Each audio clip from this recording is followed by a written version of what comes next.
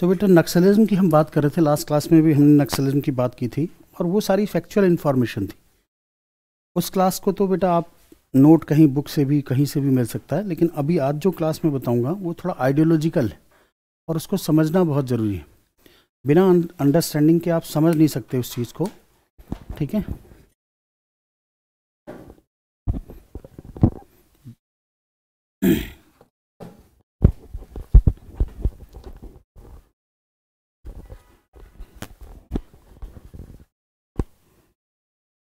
सो उसके लिए utmost sincerity की ज़रूरत होती है, ठीक है। सो बहुत ज़्यादा सिंसियरिटी की ज़रूरत होती है और उतनी थोड़ा ध्यान से सुनना उस चीज़ को जो मैं आज बताऊंगा। हो सकता है बेटा कुछ लोगों के ऊपर से बाउंस भी हो जाए, ठीक है, क्योंकि जो आपने समझा है, जो जितना जानते हैं उससे थोड़ा सा बहुत डीप में है ये ideology.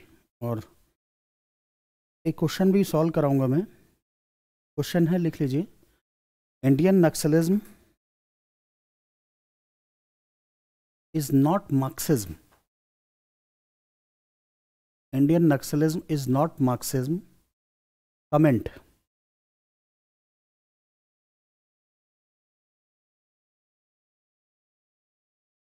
Indian Naxalism is not Marxism, comment.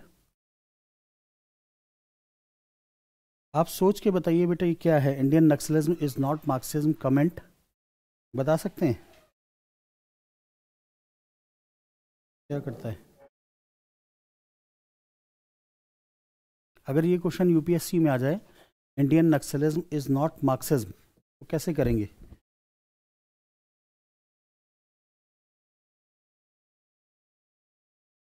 हाँ जी, अगर सेम क्वेश्चन आ जाए, Indian Naxalism is not Marxism, comment.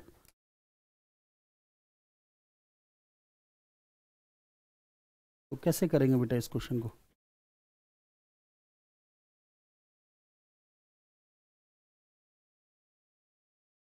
तो वो भी तो वही चाहता है।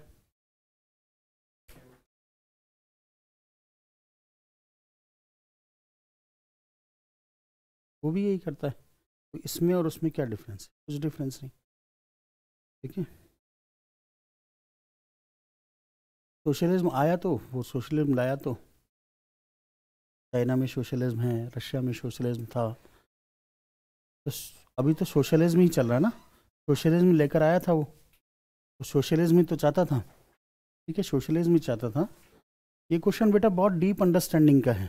अगर ये क्वेश्चन आ जाए पेपर में, कभी भी आपके पेपर में, तो मैक्सिमम लोग इसको उल्टा सीधा लिख के आएंगे।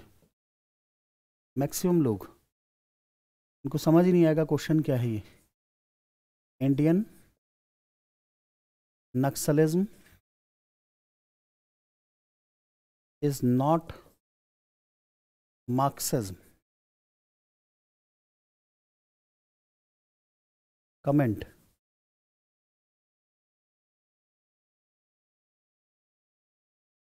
इसको आज समझना और फिर लिखना बेटा, समझ के लिखा जाता है ये, वैसे मिलेगा भी नहीं जल्दी। Indian Naxalism is not Marxism, Marxism नहीं है। तो आखिर है क्या फिर? क्यों मार्क्सिज्म बोलते हैं इसको, और क्यों बोलते हैं कि सीपीआई? जैसे शुरू में मैंने बोला था, हमारे यहाँ बेटा कम्युनिस्ट पार्टी ऑफ इंडिया ना, कम्युनिस्ट पार्टी ऑफ इंडिया लोग बोलते हैं 1920 में बना है, आउटसाइड इंडिया, रशिया में बना था, रशिया में बना था ये। और फिर उसके बाद 1925 में इंडिया में आया था, इंडिया से स्टार्ट हुआ ये। तो कुछ लोग बोलते हैं कि क्योंकि रशिया में पहली बार बना था कम्युनिस्ट पार्टी ऑफ इंडिया, इसलिए 1920 में बना है। कुछ बुक्स में ये लिखा रहता है कि 1920 में, 25 में क्योंकि इंडिया में बना, तो इसलिए इसका जो फाउंडेशन ईयर है वो 1925, ठीक है। वो डिपेंड करता है क्वेश्चन पे कि क्या वो पूछना चाहता है, तब आंसर करना है इसको। जब ये कम्युनिस्ट पार्टी ऑफ इंडिया बनी ना उस टाइम पे, तो सीपीआई बोलते थे इसको communist party of India, communist party of India. CPI सिर्फ इतना ही था, इसमें कोई माओइस्ट, कोई मार्क्सिस्ट, कोई लेनिस्ट, कोई कुछ वर्ड ही नहीं था। और जब ये स्टार्ट हुआ, तो हमेशा याद रखिए कम्युनिस्ट पार्टी ऑफ इंडिया ना एक क्लास स्ट्रगल पे बिलीफ रखती है, क्लास स्ट्रगल पे बिलीफ रखती है, स्ट्रगल पे बिलीफ रखती है। ये नेशन वर्ड के कॉन्सेप्ट में बिलीफ ही नहीं है इसका। नेशन को मानती ही नहीं है। कम्युनिस्ट आइडियोलॉजी ना या मार्क्सिस्ट आइडियोलॉजी नेशन आइडियोलॉजी को नहीं मानती कभी। ये इसकी जो आइडियोलॉजी होती है ये इंटरनेशनलिज्म को फॉलो करती है, इंटरनेशनलिज्म को फॉलो करती है।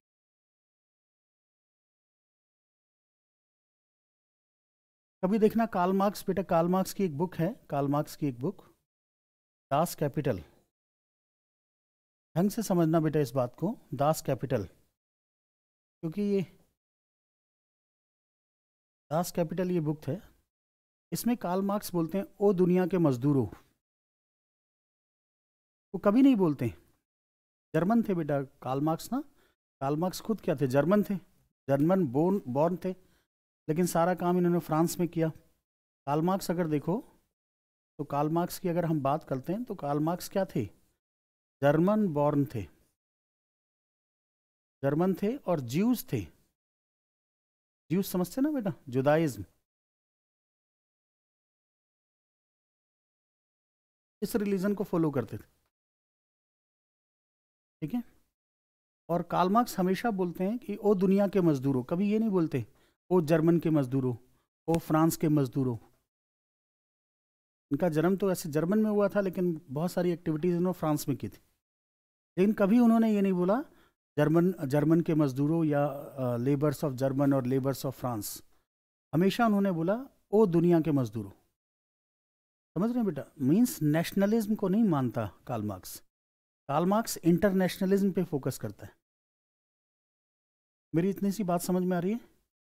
ये कार्ल मार्क्स क्लास कॉन्फ्लिक्ट की बात करता है, बोलता है कि दो क्लास हैं, एक बुर्जुआ है, बुर्जुआ, बुर्जुआ, एक बुर्जुआ क्लास है, बुर्जुआ मीन्स कैपिटलिस्ट, बुर्जुआ, और एक प्रोलिटेरिएट, प्रोलिटेरिएट, प्रोलिटेरिएट मीन्स, हाँ जी, हेलो,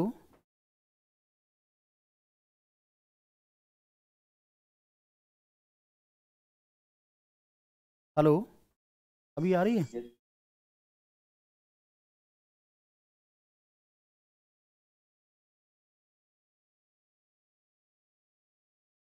आ तो रही है आवाज यार।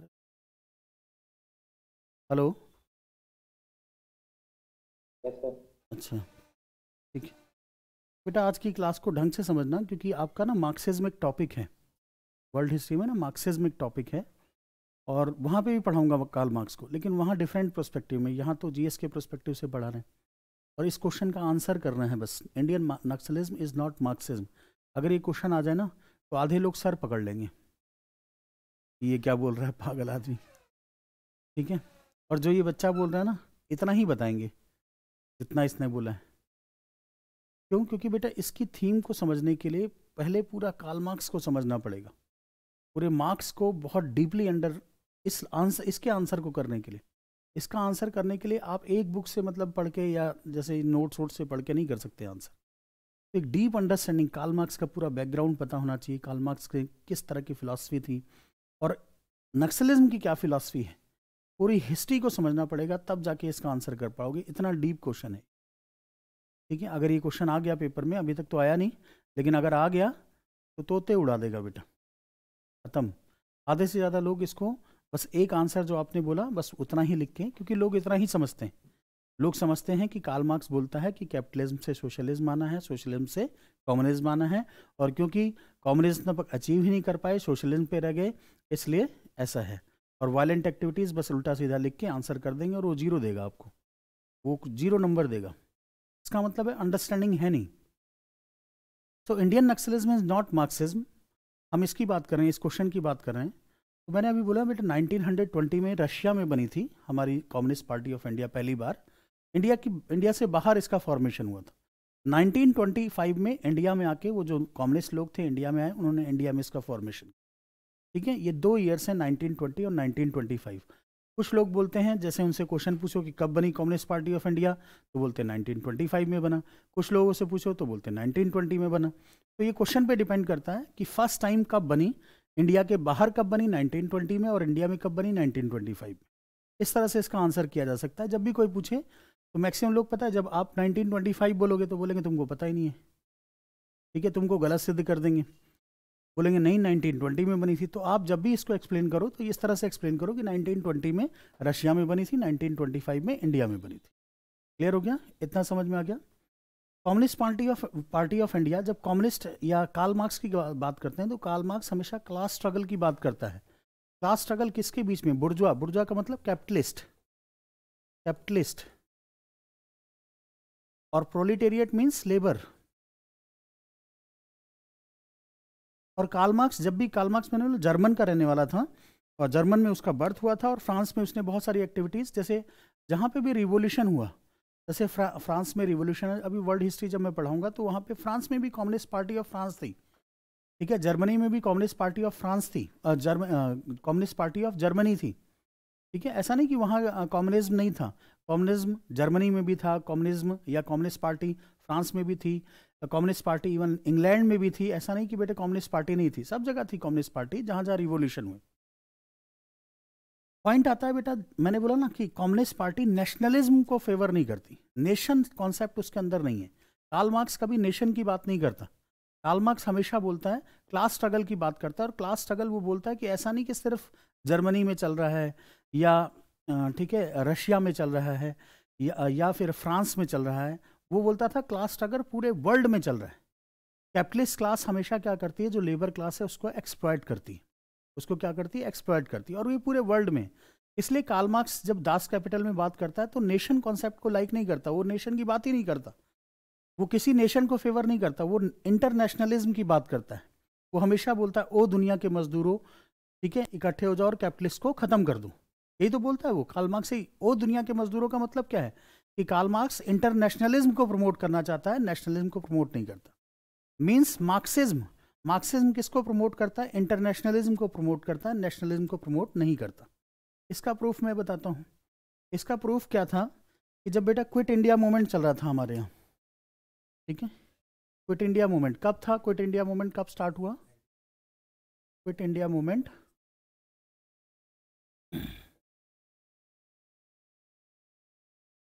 1942 में। डेट क्या थी, कब, डेट कब थी बेटा? 9 अगस्त मॉर्निंग से शुरू होना था, 1942 से। 8 अगस्त को डिक्लेयर हो गया था, 9 अगस्त मॉर्निंग से ये सब शुरू हो जाना था quit India movement. Quit India movement में कम्युनिस्ट पार्टी ऑफ इंडिया ने सपोर्ट किया था?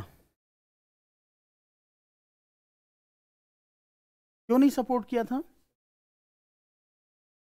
हाँ, वर्ल्ड वॉर चल रही थी, रशिया मतलब समझ रहे हो बेटा, नेशन को सपोर्ट नहीं कर रहा है।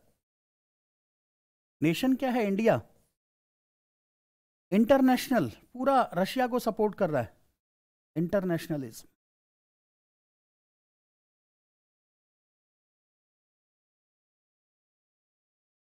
तो नेशन मैटर नहीं करता, नेशन मैटर नहीं करता इन लोगों के लिए। Even communist party of India ने कभी नेशन को सपोर्ट ही नहीं किया, कभी नेशन को सपोर्ट नहीं किया।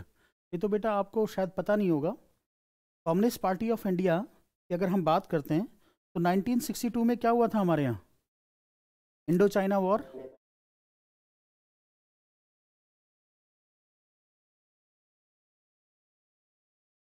उस टाइम पे कम्युनिस्ट पार्टी ऑफ इंडिया दो स्कूल ऑफ थॉट में डिवाइड हो गई थी।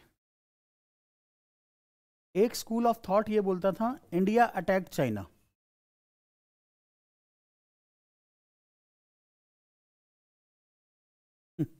ये बोला था बेटा, इंडिया ने अटैक किया चाइना।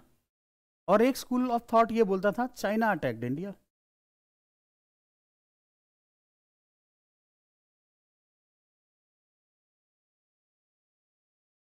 मींस कम्युनिस्ट पार्टी इस टाइम पे दो पार्ट में डिवाइड हो गई थी, एक तो कम्युनिस्ट पार्टी ऑफ इंडिया थी और एक communist party of India Marxist Leninist बन गई थी, और ये बोलते थी कि इंडिया ने चाइना पे अटैक किया।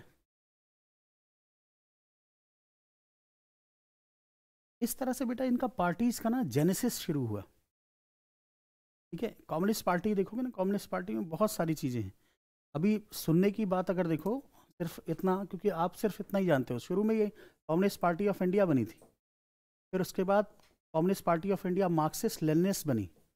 फिर उसके बाद एक और पार्टी बनी जिसको communist party of India Marxist Leninist क्रांति बोलते थे। इसी को इन्होंने नाम रख दिया था, इसी का नाम रख दिया था पीपल्स वॉर ग्रुप। इसी को पीपल्स वॉर ग्रुप भी बोलते थे, ठीक है, इसी को पीपल्स वॉर ग्रुप बोलते थे। लास्ट क्लास में मैंने बताया था पीपल्स वॉर ग्रुप, इसी को पीपल्स वॉर ग्रुप भी बोलते थे। फिर धीरे धीरे इसी में क्या हुआ बेटा, एक और मैंने बोला था MCCI था, कल बताया था ना MCCI क्या होता है। MCCI लास्ट क्लास में बोला था ना, MCCI बताया था लास्ट क्लास में, पढ़ा ही नहीं नोट्स, देख के बता दो कहाँ लिखा हुआ है। ऐसे ऐसे लिखोगे बेटा, जब अंडरस्टैंडिंग ही नहीं होगी तो आंसर कैसे करोगे ऐसे। ये बहुत इंपॉर्टेंट टॉपिक है, मतलब इससे लाइकली टू कम क्वेश्चन आने के चांसेस हमेशा रहते हैं। जब भी किसी को मन करता है उठा के कम्युनिस्ट पे नक्सलिस्ट पे क्वेश्चन दे देता है। MCCI बताया था ना, ऑनलाइन बताइए बेटा कोई। Maoist Communist Centre of India, communist coordination centre of India, Maoist Communist Centre of India बोलते थे इसको। बाद में क्या हुआ, ये तीनों मर्ज हो गए, CPI माओइस्ट लेनिनिस्ट 2004 में, plus People's War Group, plus Maoist Communist Centre of India, ये तीनों मर्ज होके 2004 में तीनों ने मर्ज होके क्या बनाया था, CPI communist party of India Maoist, CPIM बनाया। तो देख रहे हैं इसके कितने वर्जन चले हैं, सॉफ्टवेयर चेंज होते रहे कम्युनिस्ट पार्टी के। और कम्युनिस्ट पार्टी ऑफ इंडिया कभी भी बेटा नेशनलिज्म को फेवर नहीं करती, हमेशा इंटरनेशनलिज्म को फेवर करती, ठीक है, इंटरनेशनलिज्म को फेवर करती है। इसने सेकेंड वर्ल्ड वॉर में भी हमें फेवर नहीं किया था, ठीक है, रशिया को फेवर किया था, इंटरनेशनल एफर्ट को फेवर किया था, इंडिया को फेवर नहीं किया था। क्विट इंडिया मूवमेंट को फेवर नहीं किया था इसने, पता ना आपको, क्विट इंडिया मूवमेंट को नहीं फेवर किया था कम्युनिस्ट पार्टी ऑफ इंडिया ने। तो नेशनलिज्म का तो कॉन्सेप्ट ही नहीं है इसके पास, इंटरनेशनलिज्म का कॉन्सेप्ट, ये कॉन्सेप्ट ही नहीं है। तो मैंने क्वेश्चन दिया था बेटा, अभी क्वेश्चन मैं जिस क्वेश्चन को डिस्कस कर रहा हूँ, मैंने बोला था कि Indian Naxalite is not Marxist, Indian Naxalites are not Marxist. Comment करना है कि नक्सलाइट्स जो हैं वो मार्क्सिस्ट नहीं है, ठीक है। मार्क्सिस्ट कैसे नहीं है, देखिए बेटा, फर्स्ट पॉइंट देखिए,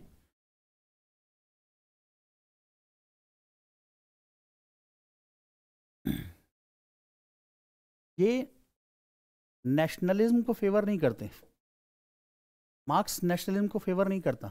मार्क्स किसको फेवर करता है, इंटरनेशनलिज्म को फेवर करता है।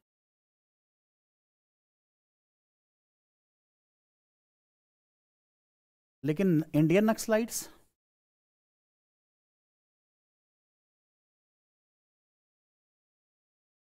ये तो नेशन के लिए बोलते हैं, नेशन, हम अपना नेशन बनाएंगे, अपने लिए फाइट करते हैं, नेशन के लिए फाइट करते हैं, इंटरनेशनलिज्म की तो बात ही नहीं करते।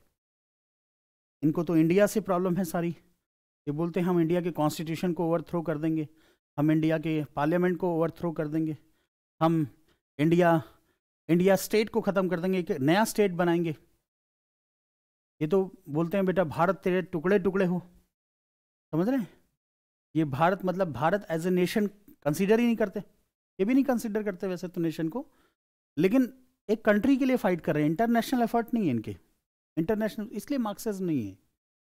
पहला रीज़न तो ये है, फर्स्ट रीज़न ये है कि इंटरनेशनलिज्म फिलॉसफी को, ठीक है, ओबे नहीं करते। जबकि मार्क्स क्या बोलता है, इंटरनेशनलिज्म की बात करता है, वो लेबर की बात करता है, लेबर क्लास की बात करता है, ठीक है, वो इसकी बात ही नहीं करता, वो पूरे वर्ल्ड के लेबर की बात करता है, ना कि बेटा किसी एक लेबर की बात करता है, एक लेबर की बिल्कुल बात नहीं करता, ठीक है, वो हमेशा पूरे वर्ल्ड के लेबर की बात करता है, क्लास स्ट्रगल की बात करता है, ना कि बेटा पर्टिकुलर किसी एक नेशन में, ठीक है, एक प्रॉब्लम क्रिएट करना, एक वायलेंट एक्टिविटीज क्रिएट करना, एक रिवोल्यूशन क्रिएट करने की बात करता है। First point. सेकेंड पॉइंट देखिए बेटा, सेकेंड जो था, लिबरल डेमोक्रेसी।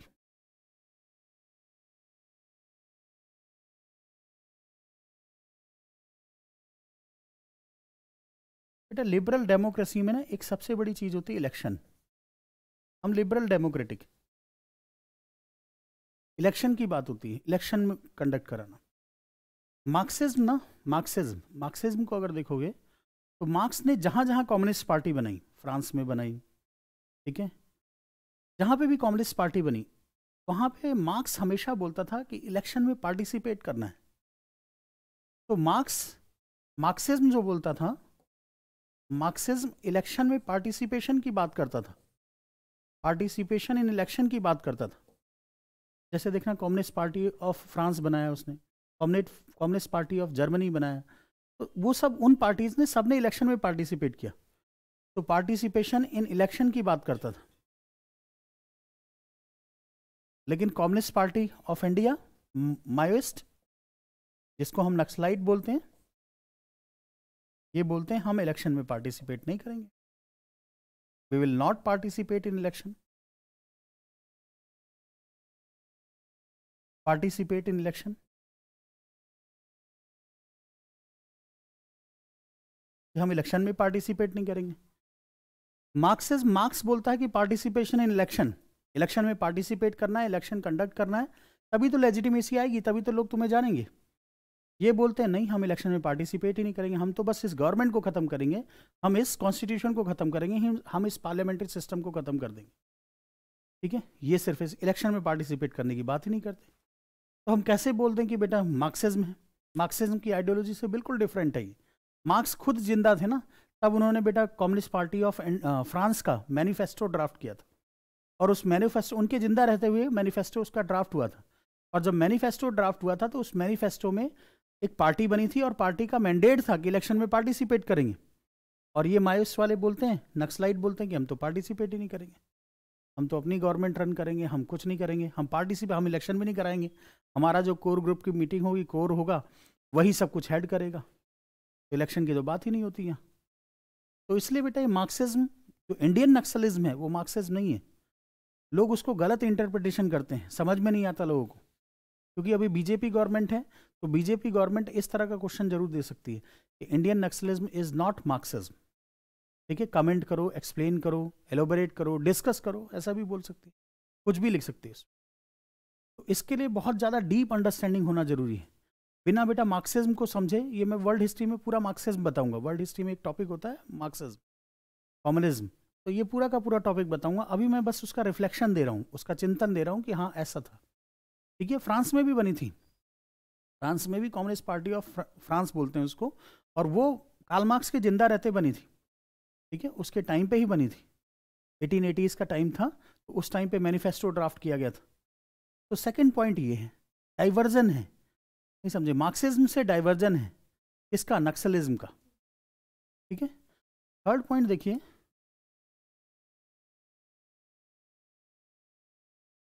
ठीक है, थर्ड पॉइंट देखिए डाइवर्जन का, थर्ड पॉइंट था इवन बेटा लिबरल डेमोक्रेसी में, पता है ये लोग लिबरल डेमोक्रेसी में शुरू में जब भारत आज़ाद हुआ था तो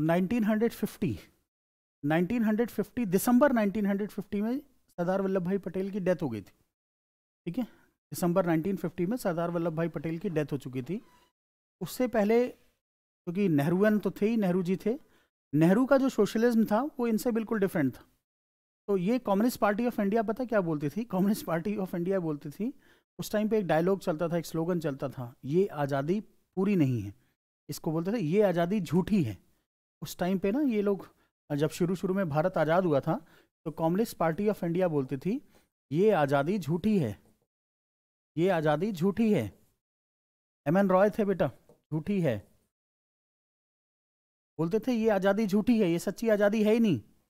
मीन्स सच्ची आज़ादी कब होती, जब इंडिया में कम्युनिज्म होता, जब मार्क्सिज्म होता।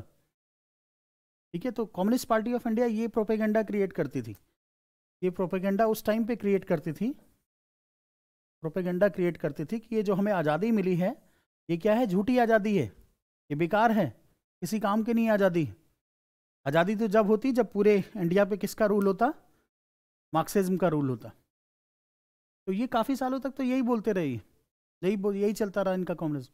और कमाल की बात पता है क्या है, तो बेटा इसका देखना, एनालिसिस देखना, कम्युनिस्ट पार्टी ऑफ इंडिया ये चाहती थी कि हम कैपिटलिज्म को ख़त्म कर दें। कम्युनिस्ट यही चाहते हैं कि कैपिटलिस्ट को ख़त्म कर दिया जाए, लेबर क्लास रूल करे, प्रोलिटेरिएट क्लास रूल करे। दो क्लास होती है ना, बुर्जुआ होती है, bourgeois means capitalist, proletariat means labour. तो लेबर क्लास रूल करे, वो तो यही चाहती है कि लेबर क्लास का रूल हो और कैपिटलिस्ट खत्म हो जाए। लेकिन इसका कॉन्सिक्वेंस पता है क्या हुआ? जहाँ जहाँ कम्युनिस्ट है, जहाँ जहाँ कम्युनिस्ट थे इंडिया में, जहाँ पे भी बेटा नक्सलाइट मूवमेंट था, वहाँ पे देखना पहले ना गवर्नमेंट नहीं थी वहाँ। जैसे ट्राइबल एरिया था तो ट्राइबल एरिया में गवर्नमेंट नहीं थी, गवर्नमेंट थी भी नहीं, फॉरेस्ट एरिया थे, इंटीरियर एरिया थे, गवर्नमेंट, एडमिनिस्ट्रेटिव वैक्यूम क्रिएट हो गया था वहाँ। एडमिनिस्ट्रेटिव वैक्यूम का मतलब एडमिनिस्ट्रेशन का प्रेजेंस था ही नहीं, और गवर्नमेंट ने भी ध्यान नहीं दिया। गवर्नमेंट ने बेटा इसलिए ध्यान नहीं दिया कि गवर्नमेंट की हमेशा से, आप जानते हो बेटा, शेड्यूल 5 और शेड्यूल 6 हमेशा से एक फिलॉसफी रही है कॉन्स्टिट्यूशन में कि इनके कल्चर को हमें प्रोटेक्ट करना है, प्रिजर्व करना है, ठीक है, हमें उनको डिस्टर्ब नहीं करना है। हमारी हमेशा से कॉन्स्टिट्यूशन की फिलॉसफी रही है कि अगर ट्राइबल लोग हैं तो उनके कल्चर को प्रोटेक्ट नहीं करना। देखिए, दो चीज़ें याद रखना बेटा, पुअर होना और लाइफस्टाइल होना दोनों में बड़ा डिफरेंट है। जैसे कुछ लोग बोलते हैं कि ट्राइबल्स पुअर हैं, मैं बोलता हूँ बेटा ट्राइबल्स पुअर नहीं है, वो उनका जीवन जीने का तरीका है, उनका जीवन जीने का तरीका है, वो पुअर नहीं है, वो ऐसे ही जीते हैं, सीधी सी बात है। जैसे आप जाओगे ना बेटा यहाँ छत्तीसगढ़, मध्य प्रदेश, आंध्र प्रदेश, वहाँ एक चेंचू ट्राइब है, चेंचू ट्राइब, चेंचू ट्राइब। अब ये चेंचू ट्राइब ना चूहे खाती है, रैट्स जो होते हैं उनको बेटा फ्राई करके एकदम उसका भुजिया बना के और भरता टाइप का बना के चला होता है उनका। तो ये जो चेंचू ट्राइब है, आप बोलो कि नहीं ये पुअर है, गरीब है, सब्जी नहीं खरीद सकते, सब्जी आप दो इन्हें नहीं खाएंगे बेटा, इनको वही चूहे अच्छे लगते हैं, तो ये पुअर नहीं है। पॉवर्टी का जो कॉन्सेप्ट है और जो कल्चर का कॉन्सेप्ट है वो बिल्कुल डिफरेंट है। ये इनका कल्चर है, इनका लाइफस्टाइल है, ये ऐसे ही जीते हैं, ऐसे ही जिएंगे। अब आप बेटा अरुणाचल प्रदेश में चले जाओ, आसाम में चले जाओ, कुछ ऐसी ट्राइब्स है जो फॉरेस्ट पे, पेड़ों पे रहती हैं। अब उनको बोलो प्रधानमंत्री आवास योजना देंगे, तुम्हें घर बना के देंगे, नीचे आ जाओ, नीचे रहो, नहीं रहेंगे। अब तुम बोलो वो पुअर है, पुअर नहीं है, वो पुअर नहीं है, वो वहीं रहना पसंद करते हैं, ठीक है, उनका लाइफस्टाइल ऐसा है, वो वहीं रह, जैसे स्लम के लोग हैं, बहुत सारे स्लम डवेलर हैं, तो स्लम डवेलर को आप देखोगे ना, तो ये क्या, इनको आप फ्लैट बना के दे दो। चंडीगढ़ में बहुत सारे फ्लैट बना के दिए लोगों ने, गवर्नमेंट ने बना के दिए, चंडीगढ़ में फ्लैट बने, बोले रहो, इन्होंने उसको रेंट पे दे दिया, मज़ा नहीं आता था वहाँ।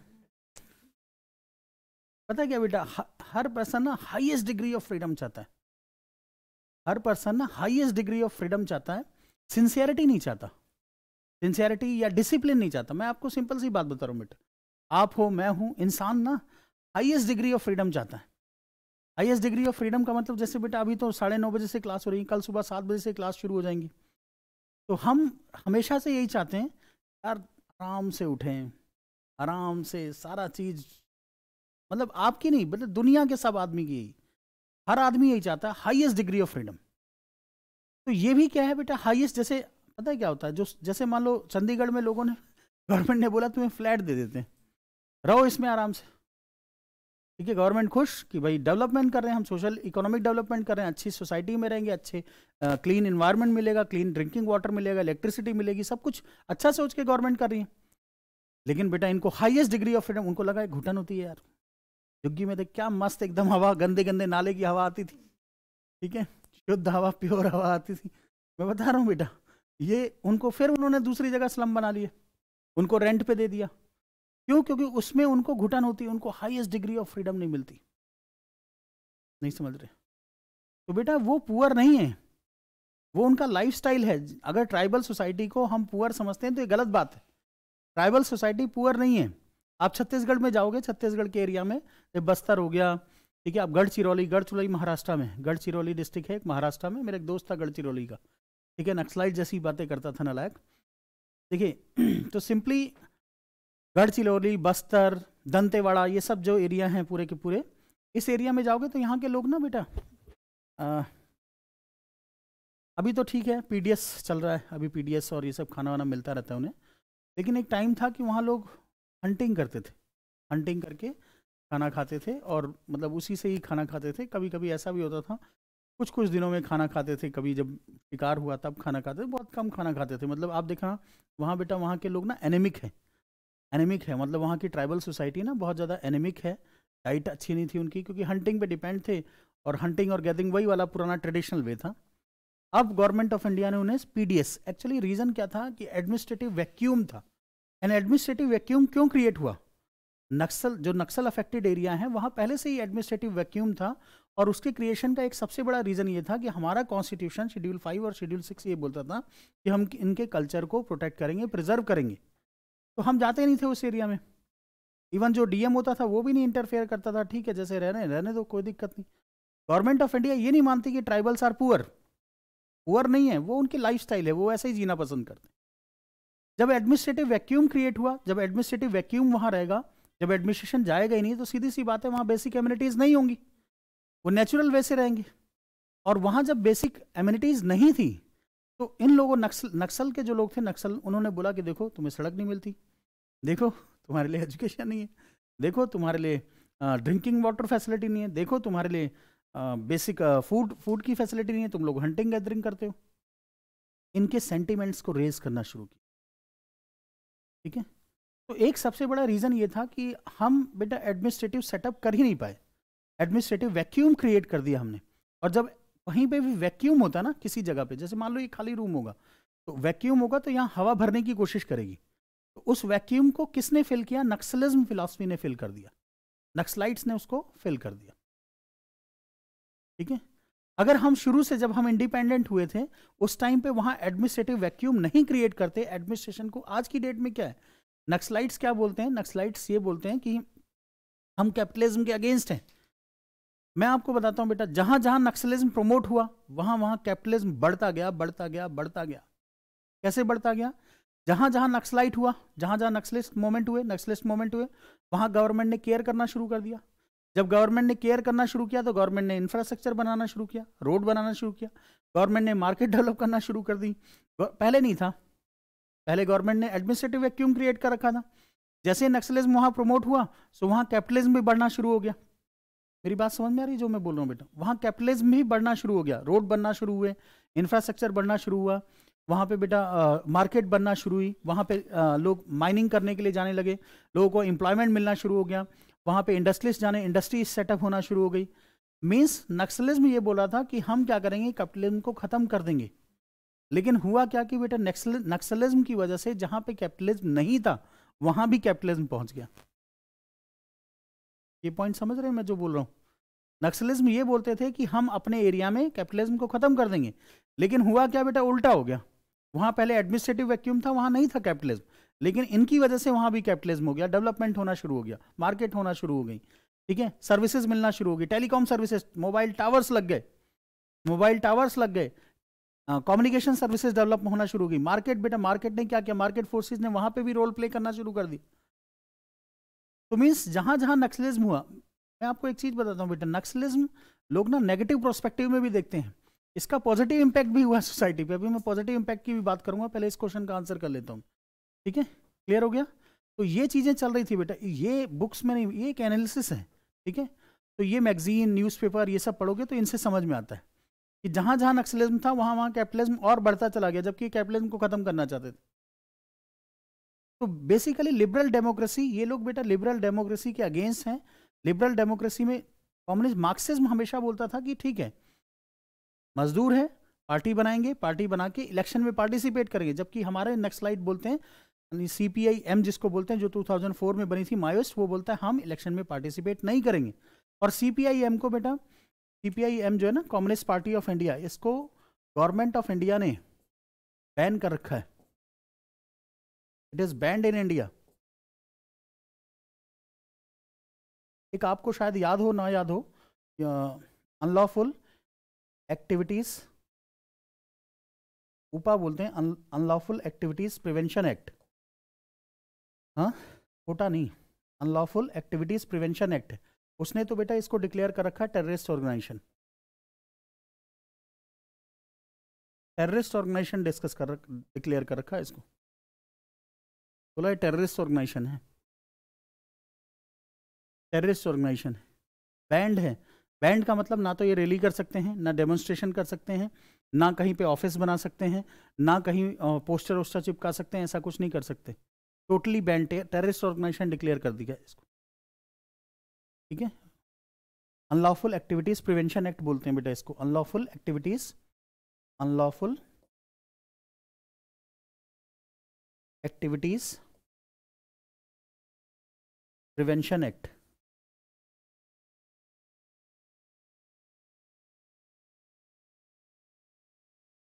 इवन मनमोहन सिंह ने बोला था बेटा, मनमोहन सिंह ने एक स्टेटमेंट दिया था, मनमोहन सिंह, क्योंकि सबसे ज़्यादा ना क्लाइमैक्स की सिचुएशन क्या थी, इसकी क्लाइमैक्स की कोई भी चीज़ देखिए, कोई भी मोमेंट जो होता है ना हमेशा ऐसे बेल शेप कर्व फॉलो करता है।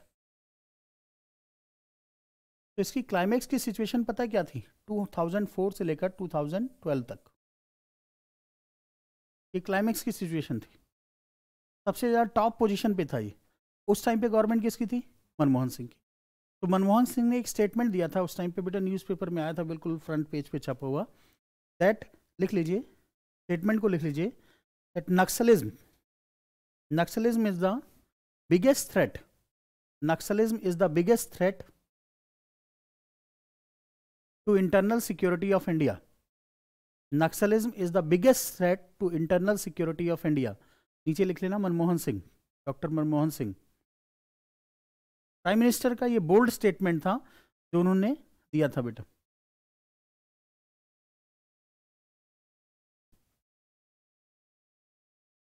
तीसरी बात पता है क्या करते हैं ये लोग जब आए थे, देखिए थर्ड पॉइंट, पहला तो क्या था, नेशन का कॉन्सेप्ट, वो तो मार्क्स इंटरनेशनलिज्म की बात करता है, ये नेशन के पीछे पड़े हुए हैं, ठीक है।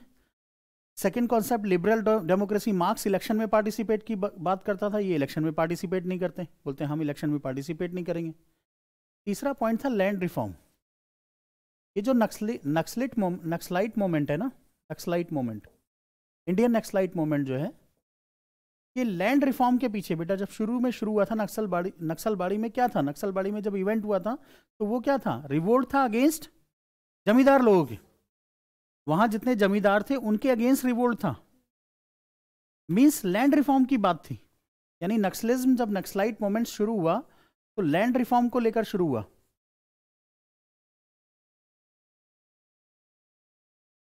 लैंड रिफॉर्म को लेकर शुरू हुआ। आप बताइए बेटा, दास कैपिटल पूरी पढ़ लीजिए, कार्ल मार्क्स कभी लैंड रिफॉर्म की बात ही नहीं करता। लैंड रिफॉर्म क्या होता है, अच्छा एक चीज बताओ, ये बहुत बेसिक कॉन्सेप्ट है जिसको समझना है। लैंड रिफॉर्म क्या होता है, अच्छा बताओ, लैंड रिफॉर्म का मतलब क्या होता है? कि मान लीजिए जमींदार के पास बहुत सारी प्रॉपर्टी है, तो उसको क्या करो, स्नैच करके सबको, लैंडलेस लेबरर्स को दे दो, जिसके पास लैंड नहीं है उसको दे दो, डिस्ट्रीब्यूट कर दो। मींस जो टिलर है उसको भी property, land goes to the tiller, ठीक है, उसको भी प्रॉपर्टी का राइट दो। मींस इंडिविजुअल प्रॉपर्टी का राइट दो, प्रॉपर्टी, राइट टू प्रॉपर्टी की बात कर रहा था। मतलब जमींदारी सिस्टम के एबोलिशन, लैंड रिफॉर्म है क्या, एबोलिशन ऑफ जमींदारी सिस्टम की बात करता है ना। लैंड रिफॉर्म किस चीज की बात करता है, abolition of zamindari system.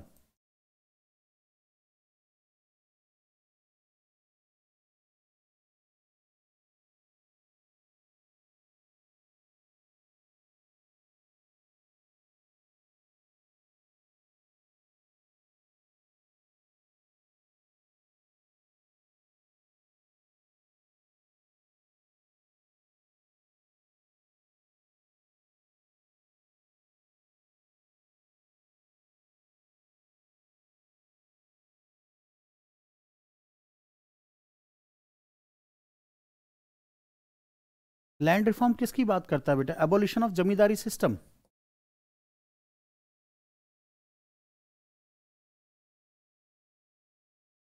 Zamindari system,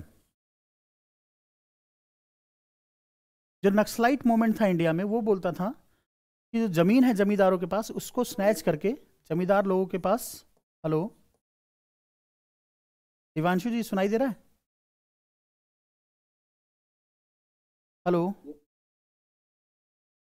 क्या बोल रहा था बेटा, ये नक्सलाइट मूवमेंट बोलता था कि जमींदार लोगों के पास जो लैंड है उसको स्नैच करके टिलर्स को दे दो।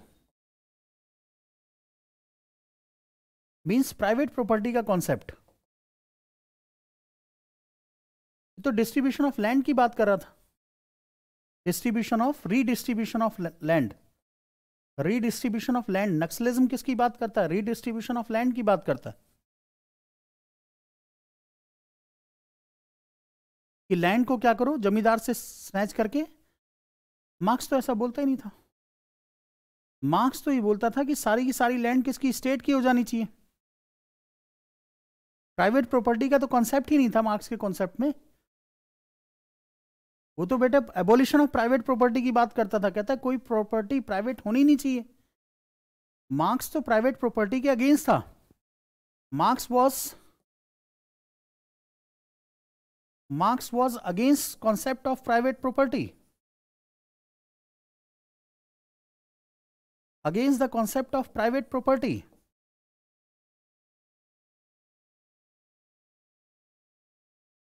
मेरी बात समझ, मार्क्स बेटा प्राइवेट प्रॉपर्टी के कॉन्सेप्ट के फेवर में नहीं था। ये क्या कर रहा था, इंडियन नक्सलिज्म। ये बोल रहा था कि जमींदार को हटाओ और वो सारी प्रॉपर्टी गरीबों में बांट दो, प्राइवेट प्रॉपर्टी को प्रमोट कर रहा था। तो ये मार्क्सिज्म कहाँ से हुआ ही नहीं। Indian Naxalism is not Marxism. तो मार्क्स को कहाँ से फॉलो कर रहा है। और ये क्यों बोलता है, लैंड रिफॉर्म की बात क्यों करता है, ऐसा क्यों बोलता है लैंड रिफॉर्म की बात, जबकि बेटा मार्क्स ने कभी दास कैपिटल में एक जगह नहीं लिखा लैंड रिफॉर्म। इवन मैं आपको कहानी सुनाता हूँ बेटा, एक कहानी थी जिसमें ये बोला, कार्ल मार्क्स की ना बेटी थी बेटा, लड़का नहीं था उनके, और उसकी शादी जिससे हुई थी, और वो भी मार्क्सिज्म का ही फॉलोवर था। मतलब जो दामाद था इनका, वो भी मार्क्सिज्म का फॉलोवर था। एक बार फ्रांस में जब कम्युनिस्ट पार्टी ऑफ इंडिया बन रही थी, तो उनका जो दामाद था उसने बोला कि इसके मैनिफेस्टो में हम लैंड रिफॉर्म ऐड कर देते हैं। मार्क्स ने उसको रिजेक्ट कर दिया, बोला ना लैंड रिफॉर्म क्यों आएगा, लैंड रिफॉर्म अगर करोगे तो प्राइवेट प्रॉपर्टी का कॉन्सेप्ट आएगा, और हम प्राइवेट प्रॉपर्टी को फेवर नहीं करते, हम तो पब्लिक प्रॉपर्टी की बात करते हैं, कोई प्रॉपर्टी प्राइवेट होनी नहीं चाहिए। मार्क्स तो यही बोलता है ना कि कोई प्रॉपर्टी प्राइवेट नहीं होनी चाहिए, सारी प्रॉपर्टी क्या हो जानी चाहिए, स्टेट की हो जानी चाहिए, गवर्नमेंट की हो जानी चाहिए। और नक्सलिज्म, हमारा इंडियन नक्सलिज्म क्या बोलता है कि हम क्या करेंगे, जमींदारों से प्रॉपर्टी को स्नैच करके इंडिविजुअल में डिस्ट्रीब्यूट कर देंगे, रीडिस्ट्रीब्यूशन ऑफ लैंड कर देंगे। मींस इंडियन नक्सलिज्म क्या कर रहा है, कॉन्सेप्ट ऑफ प्राइवेट प्रॉपर्टी को इंट्रोड्यूस कर रहा है। और जबकि मार्क्स क्या था, अब वो अगेंस्ट था इस चीज के। Thereby Indian Naxalism is not Marxism. ये तीसरा पॉइंट है बेटा, जिससे ये प्रूव होता है कि इंडियन नक्सलिज्म मार्क्सिज्म नहीं है। मेरी बात समझ में आ रही है। फर्स्ट पॉइंट क्या था, नेशनलिज्म को फेवर करता है, नेशनलिज्म नेशन की बात करता है, इंडिया की बात करता है, जबकि मार्क्स इंटरनेशनलिज्म की बात करता था। दूसरा कॉन्सेप्ट था लिबरल डेमोक्रेसी। लिबरल डेमोक्रेसी में मार्क्स इलेक्शन की बात करता था, ये इलेक्शन के अगेंस्ट, इलेक्शन में पार्टिसिपेट ही नहीं करेंगे। तीसरा पॉइंट क्या है, नक्सलाइट ये क्या करते थे, मार्क्स अगेंस्ट था, किस चीज के अगेंस्ट था, प्राइवेट प्रॉपर्टी की, और ये प्राइवेट प्रॉपर्टी को प्रमोट करने की बात करते हैं। तो 3 पॉइंट तो ये प्रूव हो जाता है। इससे ये प्रूव होता है कि इंडियन नक्सलिज्म जो है मार्क्सिज्म है ही नहीं। लाल सलाम पता नहीं क्या करते फिरते हैं, उनको समझ ही नहीं आता मार्क्सिज्म क्या है। तो Indian Naxalism is not Marxism. इतना बेटा, फिर ये बीमारी आई कहां से, लैंड रिफॉर्म की बीमारी कहां से पकड़ ली इन लोगों ने। आखिर जब मार्क्सिज्म में मार्क्स ने लिखा ही नहीं लैंड रिफॉर्म, और मार्क्स लैंड रिफॉर्म के अगेंस्ट था, तो इन लोगों ने लैंड रिफॉर्म की मतलब ये कहां से कॉन्सेप्ट सीख लिया इन्होंने। ये कॉन्सेप्ट इन्होंने सीखा रशिया से, ये कॉन्सेप्ट इन्होंने सीखा चाइना से। रशिया और चाइना बेटा, वर्ल्ड वॉर जब पढ़ाऊंगा ना मैं, अभी वर्ल्ड हिस्ट्री पढ़ाऊंगा, तो ये चीज़ें मैं तब भी बताऊंगा। वर्ल्ड हिस्ट्री में बताते हैं कि वेस्टर्न जो यूरोप था बेटा, तो यूरोप, क्योंकि रशिया यूरोप में भी है और एशिया में भी, पता नहीं, यूरेशिया बोलते हैं, मतलब यूरोप में भी है और एशिया में भी। तो मास्को को देखो तो यूरोप में है, और जो साइबेरिया वाला पार्ट है वो एशिया में, पता है ना बेटा। कौन सी 2 कंट्री हैं जो यूरोप में भी है और एशिया में है, टर्की और रशिया। 2 कंट्रीज ऐसी हैं जो एशिया में भी है और यूरोप में भी है, ठीक है। तो मार्क्स जो रशिया था ना, रशिया की बेटा खासियत क्या थी, रशिया इंडस्ट्रियलाइज कंट्री नहीं था।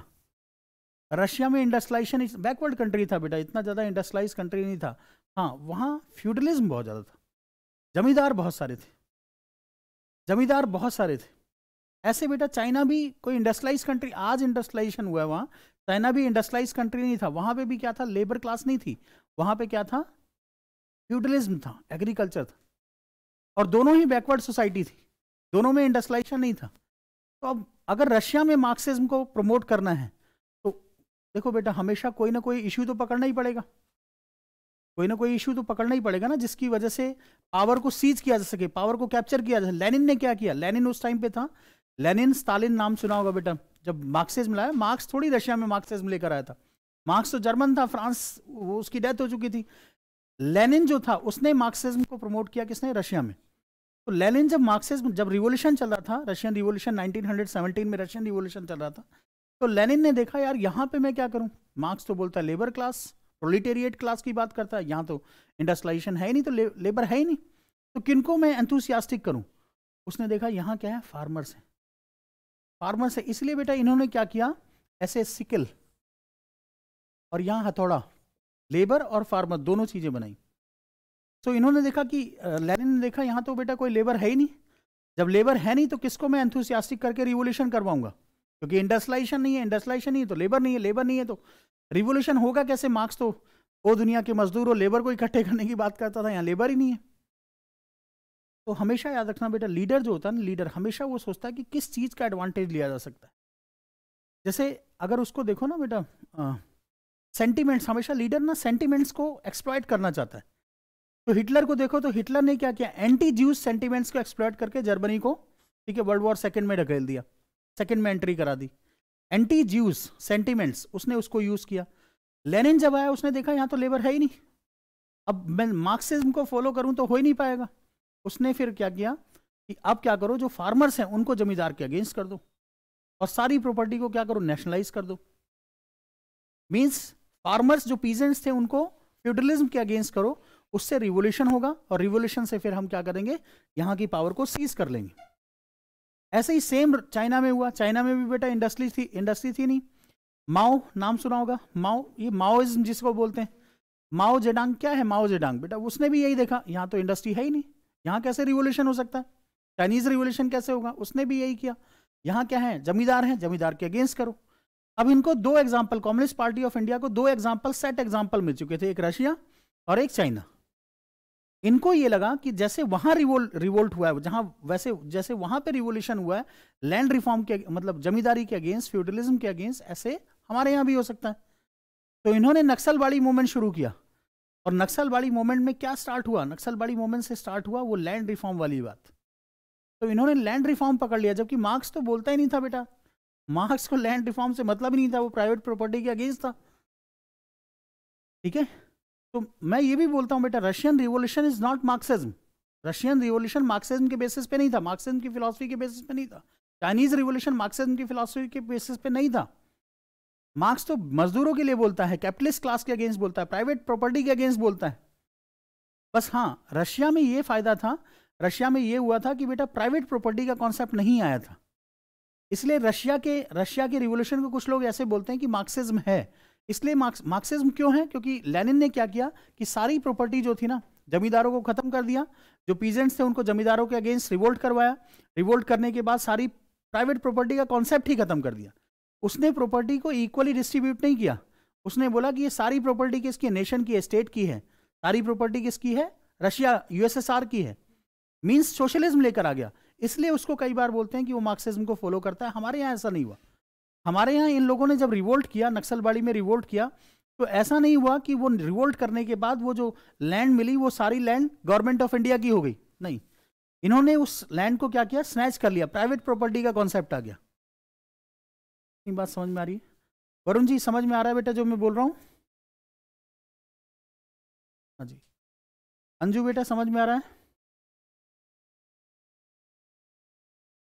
गीतांजलि,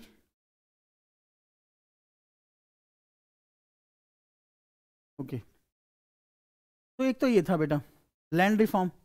जब लैंड रिफॉर्म ना धीरे धीरे क्या हुआ, गवर्नमेंट को लगा, गवर्नमेंट ऑफ इंडिया को लगा कि लैंड रिफॉर्म के चक्कर में नक्सलिज्म का ओरिजिन हो रहा है। तो गवर्नमेंट ऑफ इंडिया ने खुद क्या किया, जमींदारी एबोलिशन एक्ट बनाना शुरू कर दिया। बहुत सारी, वैसे लैंड जो होता है ना, लैंड जो सब्जेक्ट होता है स्टेट गवर्नमेंट का सब्जेक्ट होता है। हर स्टेट गवर्नमेंट ने जहां पे नक्सलिज्म इमर्ज हो रहा था वहां पे क्या किया, लैंड रिफॉर्म एक्ट बनाना शुरू कर दिया, एबोलिशन ऑफ जमींदारी सिस्टम शुरू कर दिया। अब देखिए बेटा, अब हुआ क्या, जब ये होना शुरू हो गया कि भाई जमींदारी एबोलिशन हो जाएगा, तो अब इनके पास कोई टॉपिक ही नहीं बचा। नक्सलिज्म के पास, इंडियन नक्सलिज्म के पास कोई टॉपिक ही नहीं बचा, किसके अगेंस्ट बात करें। अब तो गवर्नमेंट ऑफ इंडिया खुद ही बोल रही है कि हम जमींदारी को खत्म कर देंगे, पट्टा देंगे लोगों को, जिनके पास लैंडलेस लेबरर्स हैं उनको लैंड प्रोवाइड करेंगे। तो नक्सलिज्म को लगा अब हम खत्म हो जाएंगे। इंडियन नक्सलिज्म को ये फील हुआ कि जब हमारा काम गवर्नमेंट ऑफ इंडिया ही कर रही है, तो फिर अब हमारा एग्जिस्टेंस किस बात पे, हमें लोग सपोर्ट क्यों करेंगे, हमें लोग सपोर्ट ही नहीं करेंगे। और हम एक्स्ट्रा इंस्टीट्यूशनल बॉडी हैं, हम एक्स्ट्रा कॉन्स्टिट्यूशनल बॉडी, हम कोई कॉन्स्टिट्यूशनल बॉडी तो है नहीं। और जब कॉन्स्टिट्यूशनल बॉडी ही ये काम करना शुरू कर देगी जो हम करना चाहते थे, तो हमारा एग्जिस्टेंस, हमारा रेलेवेंस, हमारा सिग्निफिकेंस खत्म हो जाएगा। फिर धीरे धीरे चलता रहा बेटा, 1991 आया, 1992 आया। 1992 में हमने बेटा जब 1991 के बाद एलपीजी स्कीम शुरू की। एलपीजी मतलब लिबरलाइजेशन, प्राइवेटाइजेशन, ग्लोबलाइजेशन शुरू किया। तो जब एलपीजी शुरू हुआ हमारे यहाँ, एलपीजी, तो ये हमेशा एंटी ग्लोबलाइजेशन है। इन्होंने सोचा कि अब हम क्या करेंगे, एंटी ग्लोबलाइजेशन स्टैंड करेंगे। स्टैंड अडॉप्ट कर लिया इन्होंने, एंटी ग्लोबलाइजेशन स्टैंड अडॉप्ट कर लिया। बोला क्यों? बोला एंटी ग्लोबलाइजेशन इसलिए कि बोला ग्लोबलाइजेशन से होता क्या बेटा, चार चीजें आती हैं ग्लोबलाइजेशन से। कभी भी ग्लोबलाइजेशन होगा तो उससे किसी भी कंट्री में ना 4 फैक्टर्स एंटर करते हैं। एक तो कैपिटल, एक दूसरे कंट्री से टेक्नोलॉजी, जहां डेवलप्ड है टेक्नोलॉजी आएगी। तीसरा ग्लोबलाइजेशन का कैपिटल होता है, दूसरा टेक्नोलॉजी, तीसरा क्या होता है, एक जिसे कहते हैं free flow of commodity and services. Free flow of commodity and services,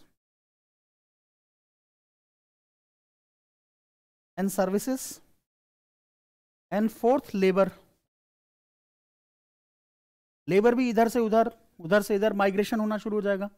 international migration होगा, नेशनल। देखिए, एक तो इन माइग्रेशन होता है, आउट माइग्रेशन होता है। इन माइग्रेशन मतलब विद इन द कंट्री, और out migration means outside the country. तो ये होना शुरू होगा। अब इनको लगा यार हम तो नक्सलाइट्स हैं, हमारे पास वो लैंड रिफॉर्म वाला कॉन्सेप्ट भी खत्म हो गया, कुछ बचा ही नहीं। ठीक है, तो इन्होंने क्या किया, एंटी ग्लोबलाइजेशन स्टैंड अडॉप्ट कर लिया, ग्लोबलाइजेशन के अगेंस्ट।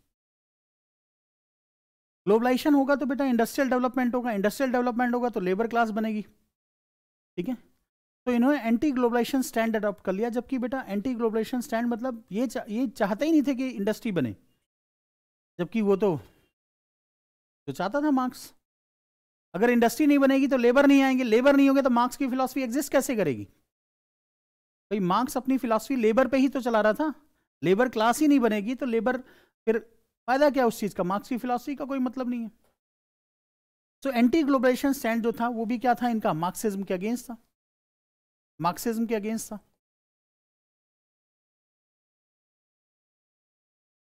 क्योंकि मार्क्सिज्म तो बेटा सर्वाइव इस चीज पे करता है कि लेबर होना चाहिए, लेबर होगा तभी रिवोल्ट होगा, तभी लेबर क्लास का, प्रोलिटेरिएट क्लास को बोलता है ना कि पावर सीज कर लेगी। प्रोलिटेरिएट क्लास का मतलब लेबर क्लास पावर को सीज करेगी, लेबर क्लास पावर को एक्सरसाइज करेगी। जब लेबर ही नहीं रहेगा तो फिर लेबर क्लास एक्सरसाइज कैसे? जब प्रोलिटेरिएट क्लास है ही नहीं तो फिर कैसे बनेगा? तो मार्क्सिज्म आ ही नहीं पाएगा। तो बेटा ये एंटी मार्क्सिज्म थे, इंडियन नक्सलिज्म। क्योंकि एंटी ग्लोबलाइजेशन था इसलिए एंटी मार्क्सिज्म था, मार्क्सिज्म था ही नहीं। तो बेटा ये सारी चीजें, फिर उसके बाद जब ये सारी हुई, फोर्थ कॉन्सेप्ट ये था, इसलिए मार्क्सिज्म नहीं है इंडियन नक्सलिज्म, इसलिए मार्क्सिज्म नहीं है क्योंकि ये तो लेबर को बनने ही नहीं देना चाहता था, प्रोलिटेरिएट क्लास का जन्म ही नहीं चाहता था कि इंडिया में जन्म हो, उसका इंडस्ट्रियलाइजेशन हो इंडिया में। जब तक इंडस्ट्रियलाइजेशन नहीं होगा तब तक लेबर क्लास नहीं आएगी, जब तक लेबर क्लास नहीं आएगी तब तक प्रोलिटेरिएट क्लास नहीं बनेगी, जब तक प्रोलिटेरिएट क्लास नहीं बनेगी तो पावर को सीज कैसे करेगी? सीज ही नहीं कर पाएगी और पावर को कैप्चर ही नहीं कर पाएगी। तो मीन्स ये तो मार्क्सिज्म का ओरिजिन ही नहीं चाहता था कि यहाँ मार्क्सिज्म आए। तो कैसे बोलते हैं कि इंडियन नक्सलिज्म मार्क्सिज्म है ही नहीं। इसके बाद आता है बेटा minority rights, fifth.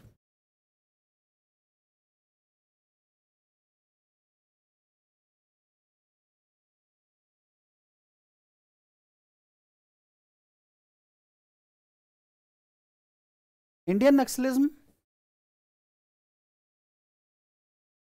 is in favor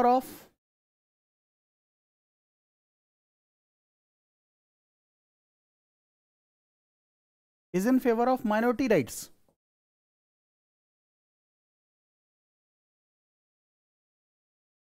हमेशा बोलते हैं माइनॉरिटी को राइट्स मिलते हैं, इसके फेवर में होने चाहिए। मार्क्स बेटा, मार्क्स खुद ना, मार्क्स को अगर देखा जाए खुद ज्यूस था, और ज्यूस जर्मन में क्या थे? माइनॉरिटी में थे।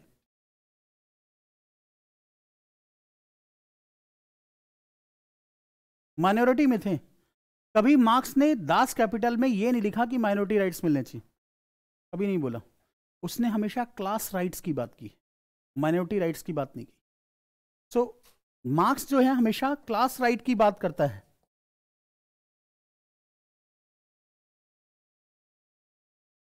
माइनॉरिटी राइट्स की बात नहीं करता। मार्क्स माइनॉरिटी राइट्स की बात नहीं करता। Although marks was a juice, juice Germany के में क्या थे, माइनॉरिटी थे, लेकिन उसने हमेशा किसके राइट्स की बात की, लेबर के राइट्स की बात की। उसने हमेशा प्रोलिटेरिएट क्लास के राइट की बात की।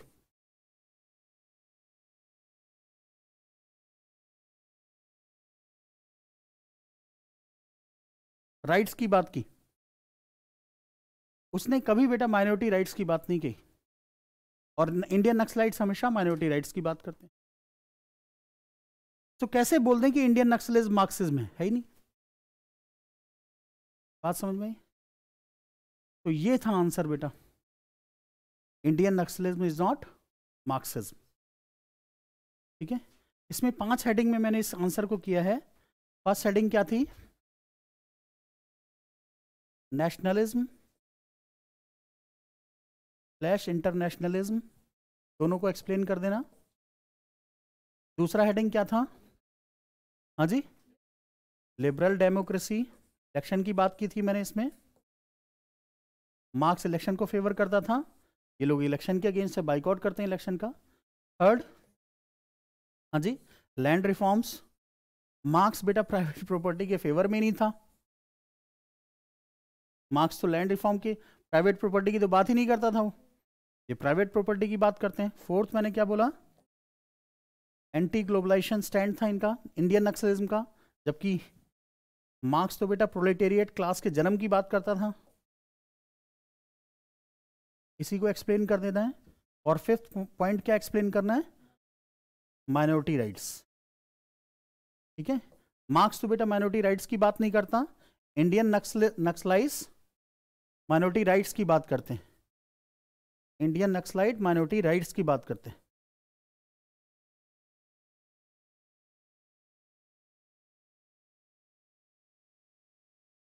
इसका आंसर लिख सकते हो आप।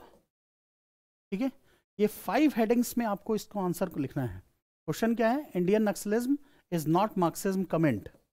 Indian Naxalism is not Marxism, comment.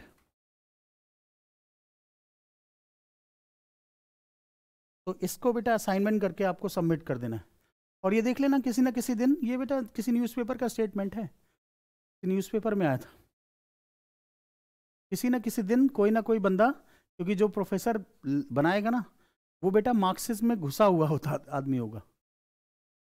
आप ऊपर सुपरफिशियली पढ़ते हो, क्योंकि यूपीएससी अब मार्क्सिज्म इतना थोड़ी पढ़ सकते। मार्क्सिज्म आइडियोलॉजी अपने आप में बहुत बड़ी आइडियोलॉजी है, उसको पढ़ने के लिए 1-2 साल लग जाएंगे, तो उतना तो पढ़ नहीं सकते आप। ठीक है, तो हमें तो बेटा 250 वर्ड्स मैनेज करने होते हैं एनी हाउ। ये क्वेश्चन आने के चांसेस आज नहीं कल नहीं, कभी ना कभी बेटा 100% आएगा, और आने के चांसेस हमेशा हैं इसके। Indian Naxalism is not Marxism, comment. पता चला ऐसे में ही आ गया, ऐसा भी हो सकता है, पागलों की कमी नहीं है धरती पे। ठीक है, पता चला ऐसे में ही दे दिया, अब सर पकड़ के बैठ जाएगा आदमी, क्या बोल रहा है यार ये, Indian Naxalism is not Marxism. अभी तक तो धरती पे हम यही समझते हैं कि मार्क्सिज्म है, मार्क्सिज्म है, मार्क्सिज्म है, और अब ये बोल रहा है कि Indian Naxalism is not Marxism. ठीक है, इतना समझ में आ गया हिमांशु? मार्क्स बेटा प्रोलिटेरिएट की बात करता है, प्रोलिटेरिएट राइट्स की बात करता है। प्रोलिटेरिएट, प्रोलिटेरिएट राइट्स का मतलब होता है लेबर क्लास। बेटा लेबर जो होता है ना, ये क्लास जो वर्ड होता है इकोनॉमिक कॉन्सेप्ट होता है, ये इकोनॉमिक कॉन्सेप्ट होता है। जो कास्ट होता है ना सोशल कॉन्सेप्ट होता है, क्लास जो होता है इकोनॉमिक कॉन्सेप्ट होता है। तो ये लेबर क्लास के राइट की बात करता है, लेबर क्लास के राइट की बात करता है। और लेबर कभी माइनॉरिटी में होती है क्या? जहां पे भी इंडस्ट्रियलाइजेशन होता है बेटा लेबर तो हमेशा मेजोरिटी में होते हैं, कैपिटलिस्ट माइनॉरिटी में होते हैं। लेबर तो मेजोरिटी में होते हैं, कैपिटलिस्ट माइनॉरिटी में होते हैं ना। तो माइनॉरिटी राइट्स की तो इसने कभी बात ही नहीं की। खुद माइनॉरिटी में था ये, जर्मनी में खुद ज्यूज था, तब भी नहीं बोला है, माइनॉरिटी राइट्स की बात नहीं की। ये इंडियन नक्सलाइट्स जो हैं वो माइनॉरिटी राइट्स की बात करते हैं कि जो ट्राइबल सोसाइटी है वो माइनॉरिटी में है, उसको राइट्स मिलने चाहिए, माइनॉरिटी राइट्स की बात करते हैं। जबकि उसने कभी नहीं बोला, माइनॉरिटी राइट्स की बात ही नहीं की। क्रिश जी समझ में आ गया? हाँ जी, ठीक है। इसके बाद बेटा एक क्वेश्चन और लिखिए। ये तो एक क्वेश्चन आपका ये डिस्कस हो गया। समाधान समाधान ये सब तो मैंने बता ही चुका था लास्ट क्लास में, समाधान स्कीम बता दी थी मैंने, ये सारी चीजें बता दी थी।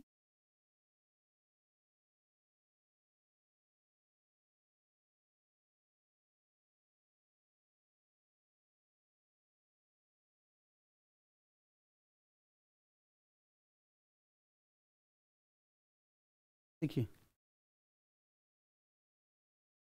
ये इसको नोट कर लीजिए, 3 point strategy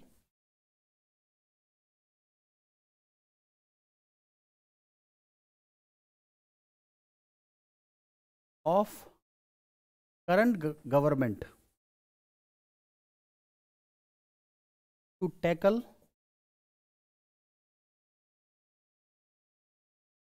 Marxism, to tackle Indian Naxalism. Marxism नहीं बोलना चाहिए बेटा, मार्क्सिज्म तो है ही नहीं।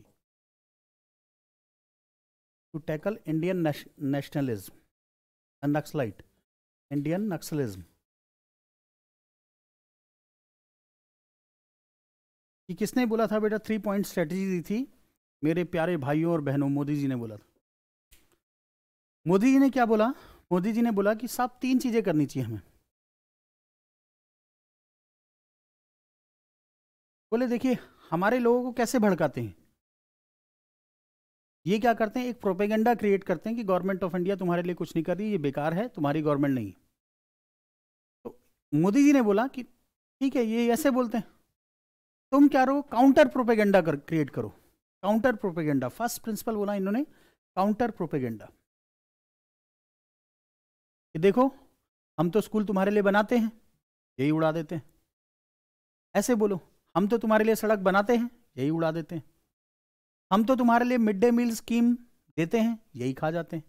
मिड डे मील स्कीम में पता है क्या होता है बेटा? इन नक्सलाइट अफेक्टेड एरियाज में मिड डे मील स्कीम किसके लिए होती है? बच्चों के लिए होती है, छोटे बच्चों के लिए नहीं, 8th क्लास तक मिड डे मील स्कीम बोलते हैं, सुना होगा आपने, मिड डे मील स्कीम।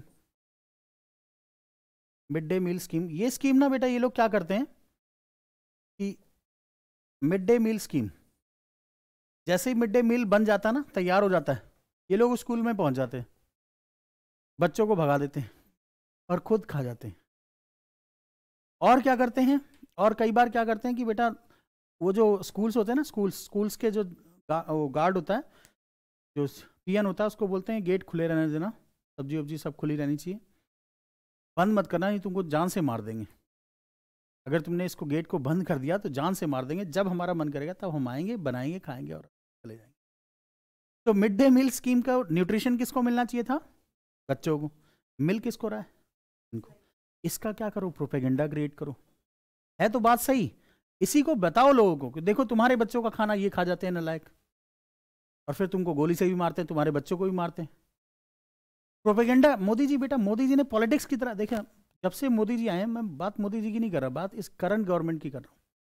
जब से आए तब से देखना, मायोस्ट इंसिडेंस, इंटरनल इंसर्जेंसी जो है, आर्म रेबेलियन भी बोला जा सकता है इसको, तो आर्म रेबेलियन या नक्सलाइट कम हुआ नहीं हुआ? कहाँ देखना, न्यूज़पेपर में इतना जल्दी दिखता नहीं है। अब दिखेगा तो थोड़ा बहुत दिख जाएगा, उतना ज़्यादा 2017 में कुछ इंसिडेंट्स हुए थे, उसके बाद उतने ज़्यादा हुए नहीं। अब अर्बन नक्सल्स का कॉन्सेप्ट आ रहा है, अर्बन नक्सल्स का, अर्बन में नक्सलिज्म को प्रमोट कर रहे हैं, वो मैं अभी बताऊंगा इसके बाद।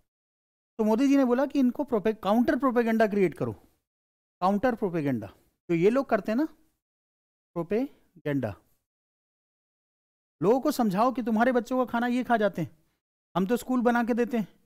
अब स्कूल में क्या होता है बेटा, स्कूल में जो ये आपकी आर्म फोर्सेज होती है ना, CRPF, इसकी बटालियन भी रख देते हैं, बच्चे पढ़ेंगे भी, सेफ्टी से पढ़ेंगे भी। और अब ये लोग क्या करते हैं, स्कूल को ही उड़ा देते हैं। तो उनको बताओ कि देखो तुम्हारे बच्चों के स्कूल को उड़ा देते हैं, तुम्हारी सड़कों को उड़ा देते हैं, हम इंफ्रास्ट्रक्चर बना के देते हैं, तुम्हारे राशन जो होता है, ये क्या करते हैं, PDS होता है ना, राशन शॉप्स, तो वहां पे हम क्या करते हैं, उसको डिस्ट्रीब्यूट करते हैं गवर्नमेंट ऑफ इंडिया। ये क्या करते हैं, जाके उसको कैप्चर कर लेते हैं, सारा पीडीएस लेकर चले जाते हैं, आम आदमी को खाना नहीं मिलता। तो इनको बताओ, काउंटर प्रोपेगेंडा क्रिएट करो, लोगों को समझाओ कि हम तुम्हारे लिए कर रहे हैं और ये उस चीज को अपने लिए कर रहे हैं, मींस हम तो तुम्हारे बेनिफिट के लिए कर रहे हैं, तो ये तुम्हारा बेनिफिट होने नहीं देना चाहते, तो ऐसा काउंटर प्रोपेगेंडा क्रिएट करो। समझ में आई बात? नहीं, फर्स्ट स्ट्रेटजी मोदी जी ने बोला। मीडिया बोला, मीडिया ऐसा प्रोपेगेंडा न्यूज़पेपर में डलवाओ ये सारी चीजें, ठीक है।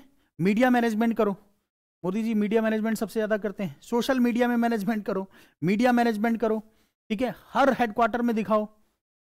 तो पहला तो ये बोला मोदी जी ने कि काउंटर प्रोपेगेंडा क्रिएट करो, लोगों में जो विश्वास है, लोग ये क्यों फ्लरिश कर रहे हैं, बोला पब्लिक का सपोर्ट है इसलिए फ्लरिश कर रहे हैं। बोला पब्लिक का सपोर्ट ही खत्म कर दो, इनको फाइनेंस कहां से मिलता है, पब्लिक के सपोर्ट के थ्रू मिलता है, इन्हें इंटेलिजेंस कहां से मिलता है, पब्लिक इंटेलिजेंस से मिलता है, लोग इनके बेटा स्पाई की तरह काम करते हैं, ट्राइबल सोसाइटी। बोला इसको खत्म कर दो, प्रोपेगेंडा क्रिएट करो, काउंटर प्रोपेगेंडा फर्स्ट। सेकंड बोला मोदी जी ने लोकल इंटेलिजेंस, बोला लोकल इंटेलिजेंस, बोला जब ये लोकल इंटेलिजेंस क्रिएट कर सकते हैं ना, तुम भी पैसा खर्च करो, तुम भी लोगों को ल्यूर करो, तुम भी क्रिएट करो। अगर इनके ट्राइबल सोसाइटी में इंटेलिजेंस हो सकते हैं तो हमारे क्यों नहीं हो सकते। जितना पैसा चाहिए, जितना सपोर्ट चाहिए, उनको सपोर्ट दो, हमारा लोकल इंटेलिजेंस स्ट्रेंथन करो, strengthening of local intelligence.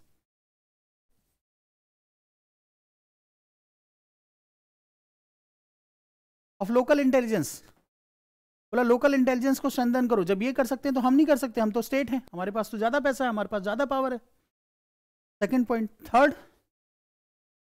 Third इन्होंने बोला रैपिड डेवलपमेंट, डेवलपमेंट नहीं, रैपिड डेवलपमेंट, बहुत तेजी से डेवलपमेंट करो, rapid development, rapid inclusive development, sorry, rapid inclusive development,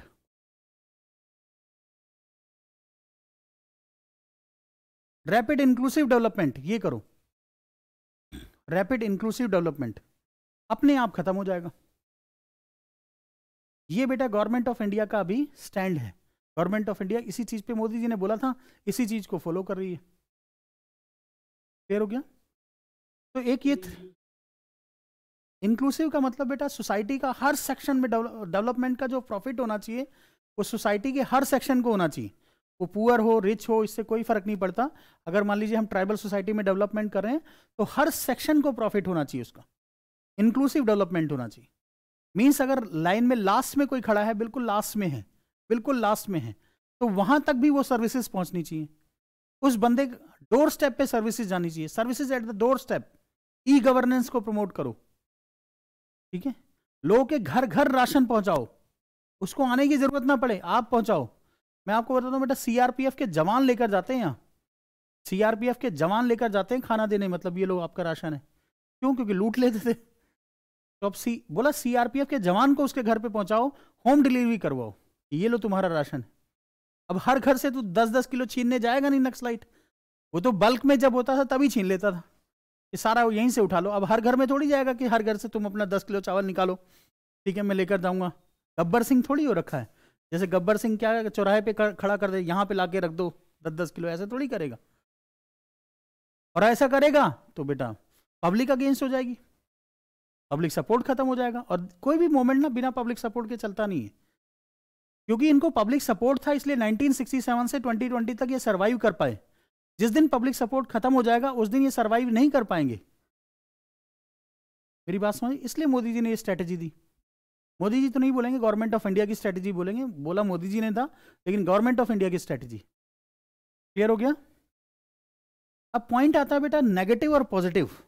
देखिए नेगेटिव बहुत है, नेगेटिव बेटा किसी को मैं बोल दूं ना नक्सलिज्म के नेगेटिव लिखिए, कोई भी लिख देगा, कोई भी स्टूडेंट अगर इसका नक्सलिज्म का ना इम्पैक्ट की बात करो, मान लो ये क्वेश्चन आ जाए, discuss about the impact of nationalism Indian Naxalism on Indian society, तो लिखो, एक क्वेश्चन लिखो,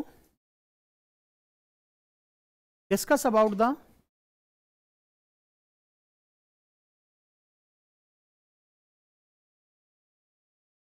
impact of Naxalism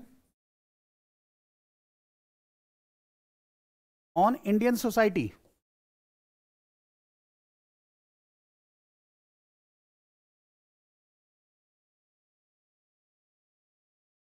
जब भी हम इम्पैक्ट की बात करते हैं ना, याद रखना, जब भी क्वेश्चन में इम्पैक्ट पूछा जाए, इम्पैक्ट में हमेशा याद रखिए आंसर लिखने में बेटा नॉलेज होना और आंसर लिखना दोनों बहुत डिफरेंट आर्ट हैं। जब भी इम्पैक्ट की बात की जाती है तो इम्पैक्ट में दो चीज़ें होती हैं, एक पॉजिटिव और एक नेगेटिव, दोनों लिखा जाता है। Positive impact, negative impact.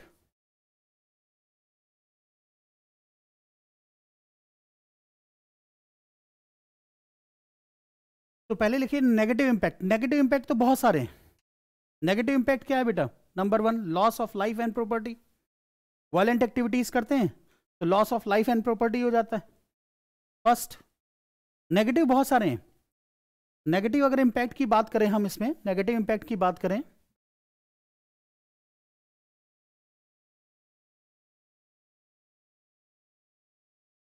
Negative impact की बात करें तो first is loss of life and property.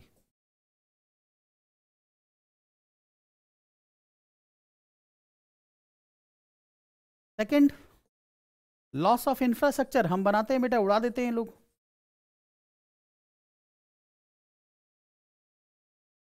Loss of infrastructure. Third, fear. Fear, fear बेटा, फियर फैक्टर, फियर जनरेट करके रखते हैं। ये बेटा, ये फियर इज अगेंस्ट, फियर साइकोसिस, फियर साइकोलॉजी क्रिएट करते हैं। और फियर साइकोलॉजी क्या करती है? अगेंस्ट होती है किसके? बता सकते हैं अगेंस्ट किस आर्टिकल की होती है? अगर आप डर में हैं, आपको डरा के रखा जा रहा है, तो आप किस चीज के? आर्टिकल 21 के against. Right to life and personal liberty, personal liberty को हर्ट करता है, नहीं समझे? तो अगेंस्ट आर्टिकल 21, डर पैदा करते हैं लोगों के बीच में, ठीक है? बिजनेसमैन बेटा ऐसे एरिया में जाके बिजनेस नहीं करना चाहता। 19(1)(g, right to profession, occupation and trade. डरता है बेटा, इस एरिया में जाके मैं बिजनेस करूंगा, मेरे को लूट लेंगे, एक्सटॉर्शन मनी देनी पड़ेगी मुझे। ऐसा क्यों फील हो? एज ए इंडियन सिटीजन मुझे ऐसा फील नहीं होना चाहिए कि इस एरिया में जाऊंगा तो मुझे एक्सटॉर्शन मनी देनी पड़ेगी। तो आर्टिकल 21 को वायलेट करता है, आर्टिकल 19(1)(g को वायलेट करता है। क्लियर हो गया? फियर। फोर्थ, अगर देखते हैं बेटा, डेवलपमेंट पेस। होता क्या है डेवलपमेंट का पेस? पता क्या होता है? डेवलपमेंट एक क्यूमुलेटिव इफेक्ट होता है। क्यूमुलेटिव का मतलब समझते हैं? Development is a cumulative effect.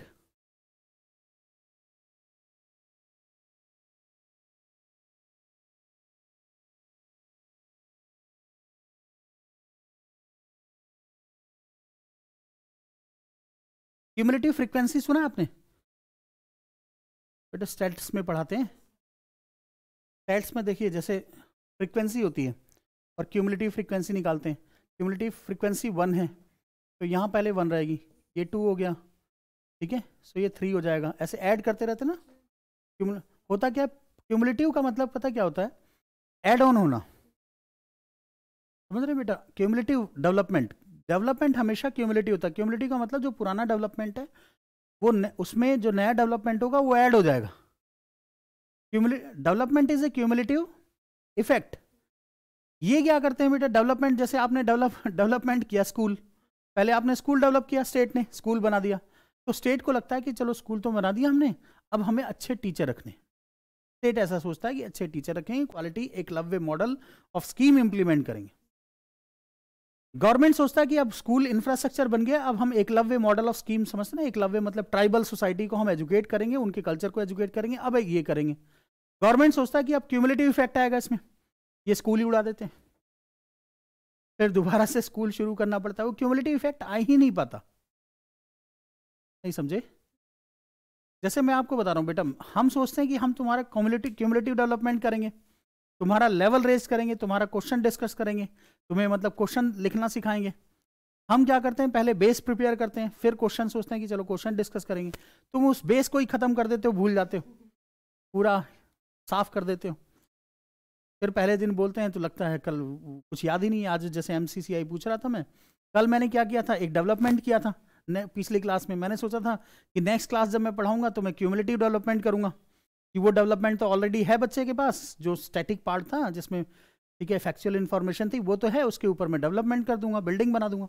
मान लो फर्स्ट फ्लोर बना दिया मैंने, मैं सोचा सेकंड फ्लोर बनाऊंगा, अब हुआ क्या, फर्स्ट फ्लोर ही उड़ा दिया आपने, तो फिर मुझे दोबारा से फर्स्ट फ्लोर बनाना पड़ेगा। तो यही दिक्कत है बेटा, प्रॉब्लम यह है कि डेवलपमेंट होने नहीं देते, और जब क्यूमुलेटिव डेवलपमेंट नहीं हो पाता तो डेवलपमेंट का जो प्लेस होता है वो स्लो हो जाता है, डेवलपमेंट का जो पेस होता है, जो स्पीड होती है वो स्लो हो जाती है। नहीं समझे? जैसे मान लो मैं एमसीसीआई पूछ रहा था, अब सीसीआई जब मैंने पूछा था तो उसी टाइम आप अगर बता देते मुझे, तो मुझे 2 मिनट आपको वेट नहीं करना पड़ता, 2 मिनट मुझे वेट नहीं करना पड़ता, और फिर आपको मैं ये नहीं बोलना पड़ता कि पीछे देखो, 3-4 मिनट उसमें खर्च हो गए, 3-4 मिनट में मैं कुछ और बोल रहा था, लेकिन वो 3-4 मिनट आपने क्या किया, खत्म कर दिया। क्यों? क्योंकि पिछले वाला डेवलपमेंट बिल्कुल प्लेन हो गया था। समझ में आई बेटा? इरोजन कर दिया था आपने उसका, इरोजन कर दिया था पूरा, डेन्यूडेशन फोर्सेस ने एकदम खत्म कर दिया था, आपको याद ही नहीं था कि एमसीसीआई होता क्या है। सेम ऐसा ही है, समझ रहे हैं? कुछ लोग बोलते हैं ना बेटा, इधर से सुनते हैं और इधर से निकाल देते हो तुम, तो तुम भी यही हो, इधर से बोलता हूँ मैं, इधर से निकाल देते हो, तो फिर वो डेवलपमेंट हो ही नहीं पाता, फिर उसमें 5 मिनट खर्च हो जाते हैं, 5 मिनट बेटा उसको बताने में खर्च हो जाता है कि एमसीसीआई ऐसे बना था। तो डेवलपमेंट, पेस ऑफ डेवलपमेंट क्या हो जाता है, स्लो हो जाता है। ठीक है, तो पेस ऑफ डेवलपमेंट, पेस मतलब speed, pace of development becomes slow, pace of development becomes slow, कौन सा पॉइंट है ये, 4th, pace of development becomes slow because development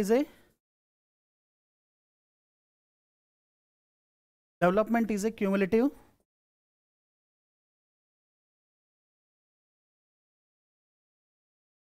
effect. ठीक है, इसलिए दिक्कत हो जाती है। आपको नहीं समझ में आ रहा कि क्यूमुलेटिव इफेक्ट, क्योंकि आपको एक्सप्लेन करना, लेकिन जब लिख के दोगे प्रोफेसर को समझ में आ जाएगा, हाँ क्या बोलना चाहता है। बहुत बड़ी बात, ये वर्ड अपने आप में बहुत बड़ा कॉन्सेप्ट है। क्यूमुलेटिव इफेक्ट होता है, डेवलपमेंट क्यूमुलेटिव इफेक्ट होता है। ठीक है, इसके बाद नेक्स्ट देखिए, नेक्स्ट क्या हुआ, एडमिनिस्ट्रेशन। बेटा क्या हो जाता है, एडमिनिस्ट्रेशन का मोटिवेशन डाउन हो जाता है। यार अभी बनाया था, स्कूल उड़ा दिया, अब फिर बनाओगे फिर उड़ा देंगे। स्लगिश एडमिनिस्ट्रेशन, स्लो हो जाता है बेटा, एडमिनिस्ट्रेटिव स्लगिशनेस आ जाता है, स्लगिशनेस।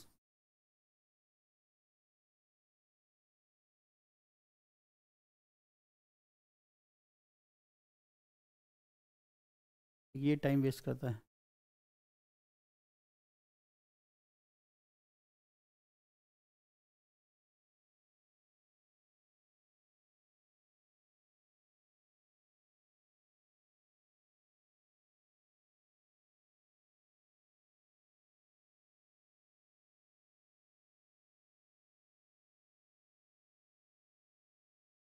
बेटा संस्कृत में कहावत है, क्षण त्यागे कुतो विद्या, कण त्यागे कुतो धर्म। नहीं समझे? तुम तो डीएवी में पढ़े हो, नहीं सुनाते थे? क्षण त्यागे कुतो विद्या, कण त्यागे कुतो धर्म। क्षण त्यागने का मतलब है बेटा, अगर टाइम वेस्ट करोगे तो विद्या नहीं आएगी, और कण त्यागे कुतो धर्म, अगर कण वेस्ट करोगे तो धन नहीं आएगा।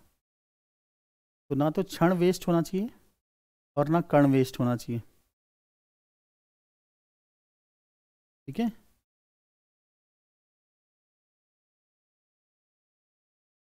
Value for money, value for time, PCA, public choice theory. आप देखो बेटा कैसे लिंक होता है। हमारा बोलता है, संस्कृत बोलता है क्षण त्यागे कुतो विद्या, कुतो विद्या। हाँ बेटा बिल्कुल, इसीलिए तो बोल रहा हूँ मैं, टाइम पास थोड़ी कर रहा हूँ। ठीक है, क्षण त्यागे कुतो विद्या, कर्ण त्यागे कुतो धनम, कर्ण त्यागे कुतो धनम। मैं मजाक में भी कोई चीज़ ऐसी नहीं बोलता बेटा जिससे टाइम वेस्ट हो। कुतो धनम,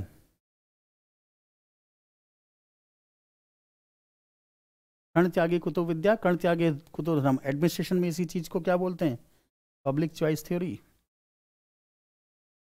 एडमिनिस्ट्रेशन में इसी चीज को क्या बोला जाता है? Public choice theory.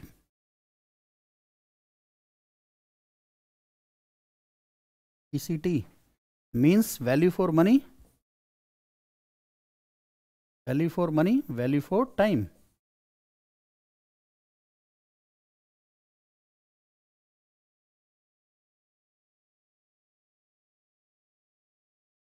तो एडमिनिस्ट्रेटिव स्लगिशनेस आ जाती है बेटा। एडमिनिस्ट्रेटिव स्लगिशनेस का मतलब एडमिनिस्ट्रेशन थक जाता है, यार अभी बनाया अभी उड़ा दिया, तो बेकार लगना शुरू हो जाता है, मोटिवेशन डाउन हो जाता है, एडमिनिस्ट्रेशन का मोटिवेशन डाउन हो जाता है बेटा। एडमिनिस्ट्रेटिव मोटिवेशन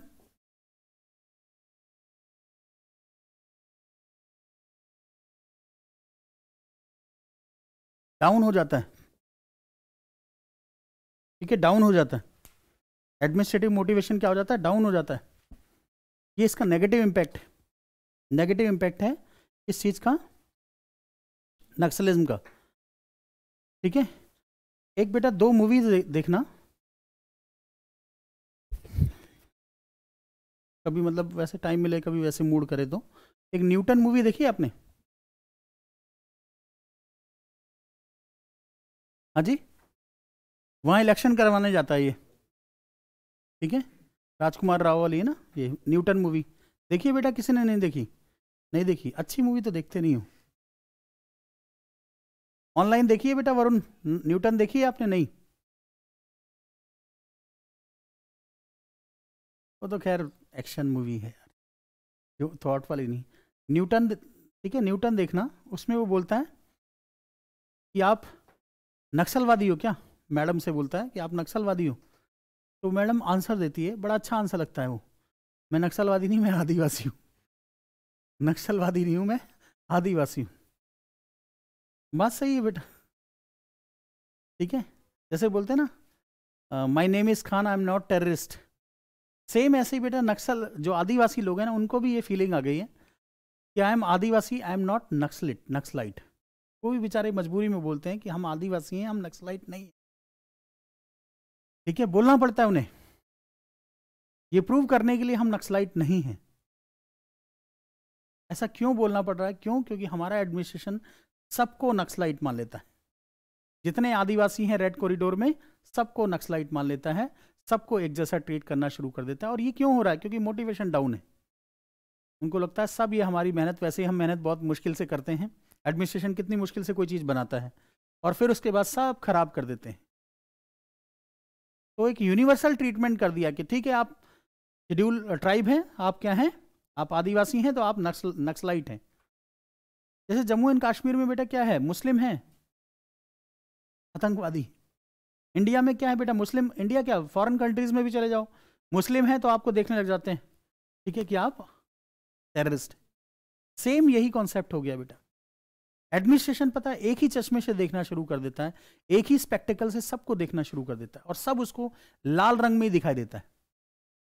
सब उसको लाल सलाम वाले ही दिखते हैं, उसमें उसे ये नहीं दिखाई देता कि ये आदिवासी है या ये नक्सलाइट है। वो डिफरेंशिएट नहीं कर पा रहा। क्यों नहीं डिफरेंशिएट कर पा रहा? क्योंकि एडमिनिस्ट्रेशन का लॉस हो रहा है। एडमिनिस्ट्रेशन, ठीक है, डीमोटिवेटेड है।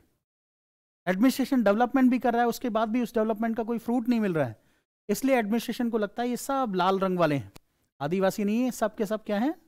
नक्सलाइट है, ठीक है। सो रीजन ये है, एक जो बिहेवियर होता है एडमिनिस्ट्रेशन का वो चेंज हो गया, नेगेटिव बिहेवियर हो गया। तो ये लॉस हुआ है इस नक्सलिज्म से, ठीक है। नेक्स्ट लिखिए, इलेक्शन। इलेक्शन नहीं होने देते ना लायक। Election is the essence of democracy. Election, ठीक है, regular and fair election,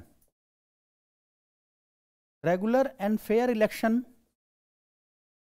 is the essence of democracy. और ये लोग बेटा इस इलेक्शन को होने नहीं देते। तो ये क्या है? लॉस है एक। It is the loss of democratic spirit. It is the loss of democratic spirit. It is the loss of democratic spirit.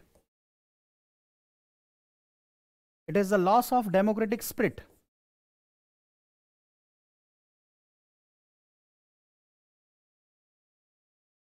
It is the loss of democratic spirit. Democratic spirit का क्या है? Loss है जब election नहीं करवा पा रहे। दूसरा क्या होता है बेटा, क्योंकि जितने भी ट्राइबल लोग हैं ना, वो हमेशा ट्राइबल लोग कहाँ रहते हैं, फॉरेस्ट में रहते हैं। फॉरेस्ट में रहते हैं तो फॉरेस्ट में उसके नीचे बेटा रिसोर्सेज बहुत ज़्यादा है। दंडकारण्य ये जो रीजन है, पूरा पूरा ये दक्कन प्लेट्यू रीजन है। ज्योग्राफी में अगर देखोगे तो ये पूरा छत्तीसगढ़, तेलंगाना, ये सारा एरिया, आंध्र प्रदेश, आपका उड़ीसा, आपका झारखंड, ये सारी बेल्ट जो है ना, ये सब क्या है, मिनरल रिच है। अब जब फाइट ही चलती रहती है नक्सलाइट और स्टेट के बीच में, तो वहाँ जो रिसोर्सेज दबे हुए हैं, जो रिसोर्सेज अंडरग्राउंड है, उनका एक्सप्लॉयटेशन नहीं हो पाता। तो loss of the exploitation of the resources, ठीक है, तो loss of the exploitation of the resources, और जब एक्सप्लॉयटेशन ऑफ रिसोर्सेज नहीं हो पाएगा तो हमारा कंट्री का इकोनॉमिक डेवलपमेंट नहीं हो पाएगा। तो loss of the exploitation of resources, loss of the exploitation of the resources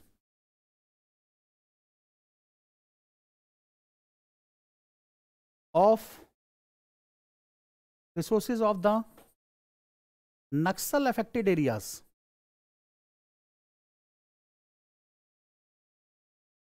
Naxal affected areas।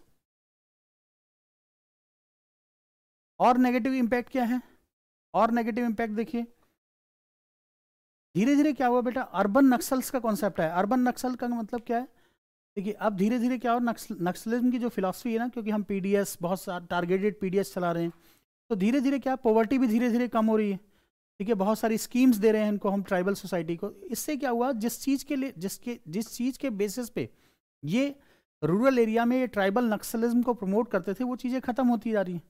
अब इनको लगता है हमें अपना बेस बनाना है, तो बेस कहाँ बनाना है, अर्बन एरिया में। तो एक नया कॉन्सेप्ट आ गया जिसको अर्बन नक्सल्स बोलते हैं। एक नया इमर्जेंस हुआ, नए कॉन्सेप्ट का इमर्जेंस हुआ, इसकी बात मैं करूंगा अर्बन नक्सल्स की। अर्बन नक्सल्स, अर्बन नक्सल्स, अभी एक टॉपिक, एक क्वेश्चन में डिस्कस करूंगा अर्बन नक्सल से related. Urban Naxals, emergence of urban Naxals, emergence of urban Naxals. और ये ज्यादा स्ट्रांग है बेटा, क्योंकि ये वेल ऑफ फैमिली से लोग होते हैं और वॉलेंट्री ये अर्बन नक्सलिज्म को ज्वाइन करते हैं। स्लीपर सेल का काम करते हैं ये लोग, ये एक तरह से अर्बन नक्सल्स स्लीपर सेल का काम करते हैं। स्लीपर सेल का काम करते हैं। मोबिलाइजेशन ऑफ फंड करते हैं नक्सलिज्म को प्रमोट करने के लिए। मोबिलाइजेशन ऑफ फंड करते हैं, मोबिलाइजेशन ऑफ फंड करते हैं, मोबिलाइजेशन ऑफ फंड करते हैं, मोबिलाइजेशन ऑफ फंड करते हैं।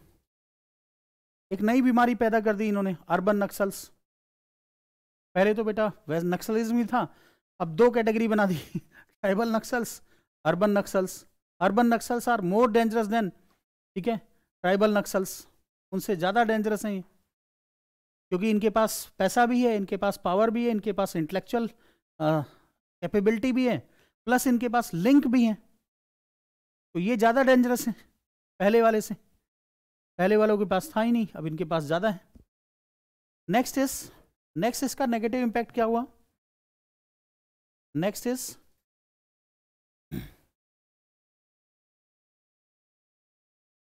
promotion to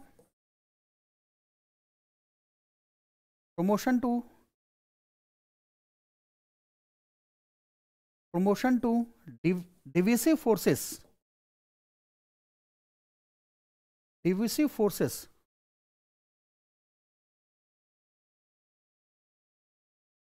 promotion to divisive forces against India, China, Pakistan, इन सबको प्रमोशन मिला अगेंस्ट इंडिया,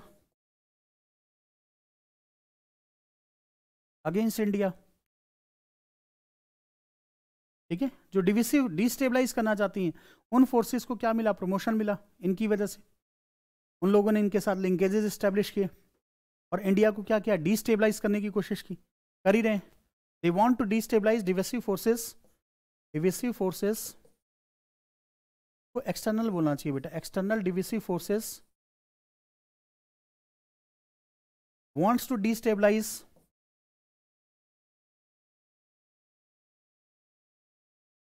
India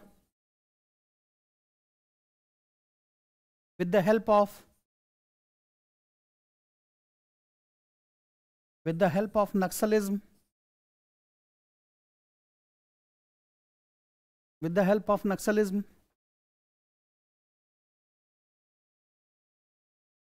ठीक है, तो ये था, ये तो नेगेटिव थे, नेगेटिव इम्पैक्ट थे किसके, और भी लिख सकते हो आप लिखना चाहो तो, ठीक है, लेकिन इतने बहुत है बेटा, इतना 250 वर्ड में लिखना है, तो पॉजिटिव भी तो लिखना पड़ेगा ना। तो ये नेगेटिव इम्पैक्ट हो गया। इसके बाद देखिए पॉजिटिव इम्पैक्ट,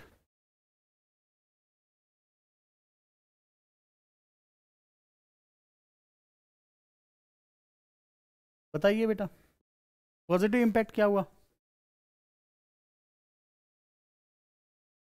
जो देखिए बेटा पॉजिटिव क्या हुआ, जब ये शुरू में स्टार्ट हुआ था ना, तो ये क्या था, लैंडलॉर्ड के अगेंस्ट मूवमेंट था, मतलब लैंड रिफॉर्म की डिमांड कर रहा था। तो इसकी वजह से क्या हुआ, गवर्नमेंट, स्टेट गवर्नमेंट फोर्स हो गई कि हम क्या करेंगे, जमींदारी एबोलिशन एक्ट पास करेंगे। तो मींस इसने क्या किया, लैंड रिफॉर्म की बात की, इसने क्या किया, लैंड रिफॉर्म की बात की।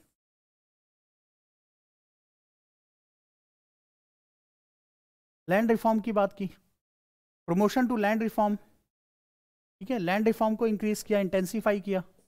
सेकंड, हाँ जी, हाँ अभी बता रहा हूँ। दूसरा पॉइंट क्या था बेटा, दूसरा इसने क्या किया, जब लैंड रिफॉर्म प्रमोट हुआ, देखिए दो क्लास पहले भी थी, एक जमींदार क्लास थी और एक अप्रेस क्लास थी, जिसको प्रेस किया जाता था, मतलब जो पीजेंट लोग थे। तो जब इन लोगों ने रिवोल्ट किया, पीजेंट लोगों ने रिवोल्ट किया, किसके अगेंस्ट, जमींदार के against.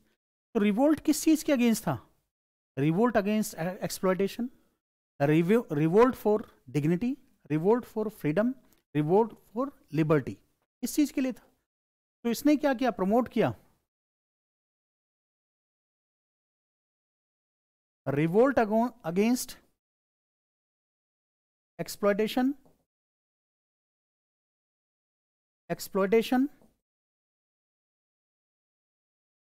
Revolt against exploitation, revolt against, third लिख लो, प्रमोट लिबर्टी, फ्रीडम, डिग्निटी, इन प्रिंसिपल्स को प्रमोट किया। इनिशियल स्टेज में तो इन प्रिंसिपल्स को प्रमोट किया इसने।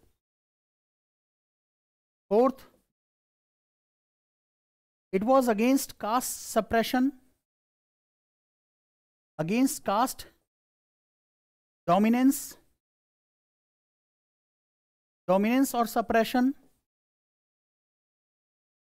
कैसे बेटा, कास्ट डोमिनेंस और सप्रेशन कैसे, आप बिहार में जाएंगे ना, तो बिहार में क्या था कि बिहार में बेटा जो राजपूत लोग होते हैं, राजपूत नहीं, उनको भूमिहार बोलते हैं, राजपूत भी थे, भूमिहार, भूमिहार समझते हैं किनको बोलते हैं, भूमिहार वो होते थे बेटा जिनको, वो थे ब्राह्मण, ओरिजिनली वो ब्राह्मण हुआ करते थे। अभी भी ना बिहार में देखना एक भूमिहार कास्ट होती है, बहुत घमंडी लोग होते हैं, बहुत एडामेंट टाइप के लोग होते हैं। पहले वो ब्राह्मण हुआ करते थे, उनको राजाओं ने बहुत सारी जमीनें दान दे दी थी, मगध एम्पायर होता था, तो लोगों ने, राजाओं ने बहुत सारी लैंड दान दी थी, उस पर कोई टैक्स नहीं देना पड़ता था, वो लैंड इनहेरिटेंस के थ्रू उनके पास आ गई। धीरे धीरे वो क्या हुआ बेटा, जब रिच हो गए तो वो वॉरियर की तरह काम, लड़ाई कर, झगड़े करने लगे, तो वो अपने आप को राजपूत मानते हैं, लेकिन वैसे वो ब्राह्मण थे, उनका ओरिजिन ब्राह्मण जैसा है, लेकिन वो अपने आप को राजपूत की तरह मानते हैं, भूमिहार। और बहुत रिच क्लास है भूमिहार, बहुत ज़्यादा रिच क्लास है। मेरे साथ एक रहता था बेटा भूमिहार, बहुत इगोइस्टिक था और बहुत ज़्यादा मतलब रिच फैमिली से बिलोंग करता था। तो भूमिहार कम्युनिटी का भी भूमिहार से मिलना बेटा, ईगो इतना है हद से ज़्यादा, बात मानेगा ही नहीं आपकी, ये जनरल एटीट्यूड है उनका। तो उन लोगों ने एक सेना बना रखी थी, रणवीर सेना, उसका नाम था। भूमिहार लोगों ने जो सेना बिहार में बना रखी थी वो रणवीर सेना थी। भूमिहार, इन्होंने बेटा रणवीर सेना बना रखी थी। और ये लोग क्या करते थे, जो दलित लोग होते थे ना, दलित, उनको सप्रेस करते थे बेटा, मार देते थे, पूरे के पूरे गांव को साफ कर देते थे। तो नक्सलिस्ट ने इनको प्रमोट किया, दलित लोगों को, दलित की एक सेना बना दी। तो क्या हुआ, इनका एक्सप्लॉयटेशन कम हो गया। क्यों कम हो गया, क्योंकि बेटा ये भी मारने लगे ठाकुरों को, ये भी उन भूमिहार लोगों को मारने लगे। जब ये मारने लगे तो फिर उनको भी डर लगने लगा कि हमें भी मार सकते हैं, और नक्सलाइट का सपोर्ट था तो वो डरते थे। ठीक है, सो इससे क्या हुआ, सोसाइटी में जो सप्रेशन था, कास्ट डोमिनेशन था, जो सप्रेशन था, वो बिहार की सोसाइटी में क्या हुआ, कम होना शुरू हो गया। दलित लोगों के अगेंस्ट जो लोअर कास्ट के लोग थे, जो दलित लोग थे, उनका जो सप्रेशन था हर जगह, बात बिहार की नहीं, बात आंध्र प्रदेश में, बात तेलंगाना में, आपका छत्तीसगढ़ में, झारखंड में सब जगह ये डिप्रेशन, ये जो सप्रेशन था अपर कास्ट लोअर कास्ट को जो सप्रेस करती थी, because of the support of Naxalism, ये क्या हुआ, कम हुआ, रिड्यूस हुआ। तो एक पॉजिटिव इंपैक्ट था ये क्या था, एक पॉजिटिव इंपैक्ट था। मीन्स जो भी डिफरेंट रहे हों, क्योंकि वायलेंट मीन्स थे इनके, तो लेकिन था पॉजिटिव इंपैक्ट। क्या था, पॉजिटिव इंपैक्ट था। ठीक है, तो अगर देखेंगे तो था क्या, ये पॉजिटिव का पॉजिटिव इंपैक्ट था। इसके बाद क्या हुआ बेटा, और क्या हुआ, और पॉजिटिव क्या हुआ, कितने हो गए, 4 हो गए, 5, 4 हो गए बेटा, 5। और बताइए क्या हुआ,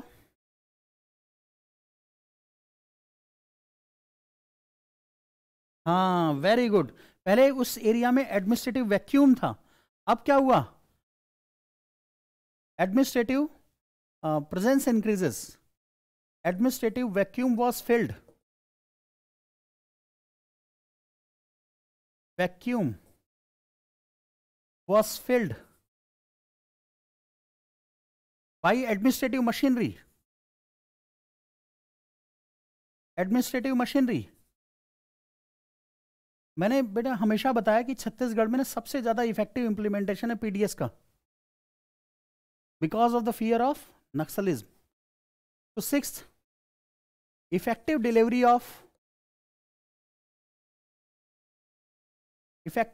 of services, public services in Naxal affected areas,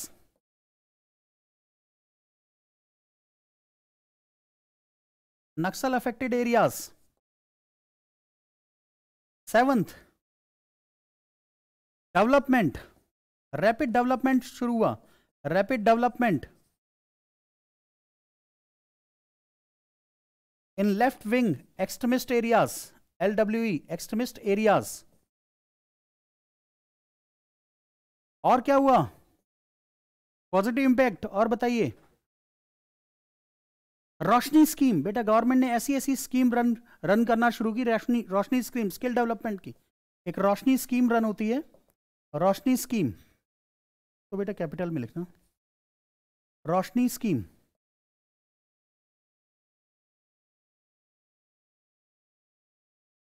ठीक है, एम्प्लॉयमेंट इंक्रीज किया इसने, स्किल डेवलपमेंट इंक्रीज किया, एम्प्लॉयमेंट को इंक्रीज किया, स्किल डेवलपमेंट को इंक्रीज किया।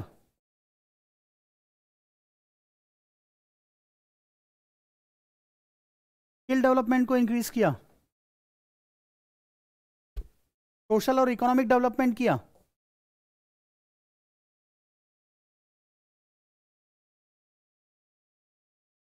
ठीक है, हमेशा ना याद रखिए बेटा, हर एक इवेंट, मैंने इथिक्स में पढ़ाया था, कोई भी इवेंट होता है उसके डबल इफेक्ट होते हैं। डबल इफेक्ट का मतलब पॉजिटिव भी होता है, नेगेटिव भी होता है। तो सेम नक्सलिज्म में एक डबल इफेक्ट का कॉन्सेप्ट है। नक्सलिज्म में पॉजिटिव भी हुआ, नेगेटिव भी हुआ। नेगेटिव हुआ, भले बेटा नक्सलाइट ने पॉजिटिव नहीं किया, लेकिन नक्सलिज्म की वजह से हुआ ना, नक्सलिज्म की वजह से हुआ। नेक्स्ट इज, और क्या हुआ,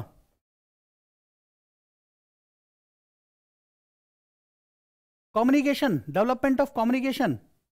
अब कम्युनिकेशन वो लीनियर कम्युनिकेशन हो, मतलब रोड डेवलप हो, या फिर टावर्स डेवलपमेंट हो। कल मैंने बताया ना, यूनिवर्सल सर्विस ऑब्लिगेशन फंड का जो पैसा होता है रिमोट एरिया में टावर्स लगाने के काम आता है, उस फंड को हमने यूज किया गया कम्युनिकेशन डेवलप करने के लिए यूज किया। तो development of communication links in these areas, development of communication links in these areas,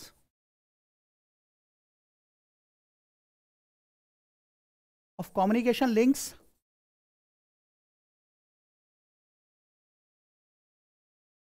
in these areas,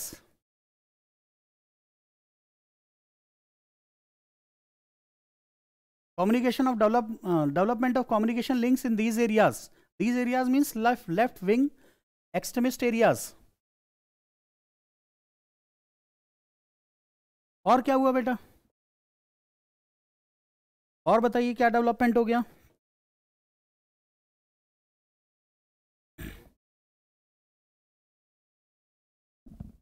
empowerment of citizens, empowerment of citizens. ठीक है, एम्पावरमेंट ऑफ सिटीजन्स,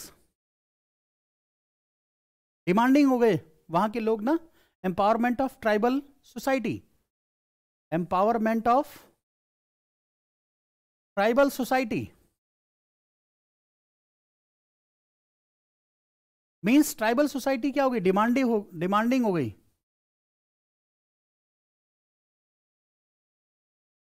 ठीक है, एक्टिव रेसिपिएंट ऑफ स्कीम्स हो गई, active recipient of schemes हो गई।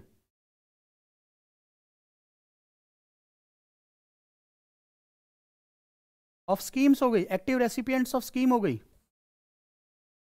Active recipient of scheme हो गई। पार्टिसिपेशन इंक्रीज हो गया, पार्टिसिपेशन ऑफ सलवा जुडूम क्या था? पार्टिसिपेशन ही तो था।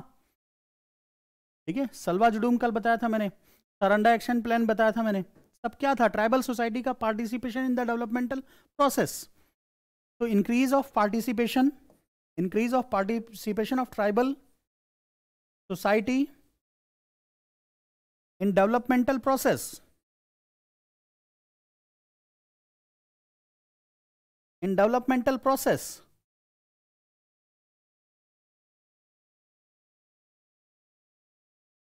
ठीक है, दे प्रोवाइड वॉइस। नक्सलिज्म ने क्या किया?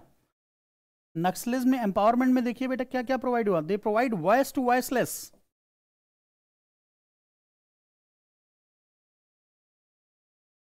दे प्रोवाइड पावर टू पावरलेस।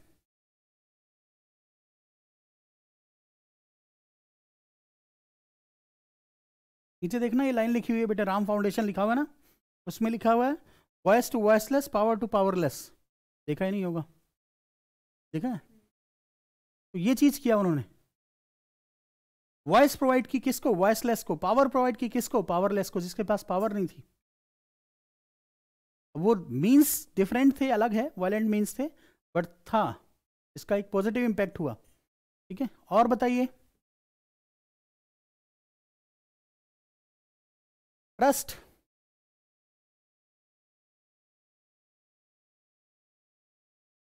इसने बेटा क्या किया? Bridge the trust between government and public,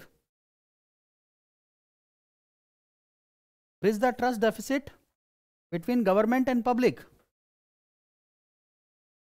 bridge the trust deficit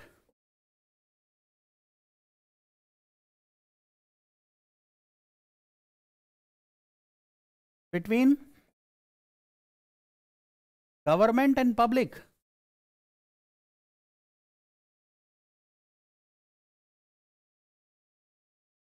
और बताइए। इलेक्शन बेटा, इलेक्शन स्ट्रेंथन द डेमोक्रेसी।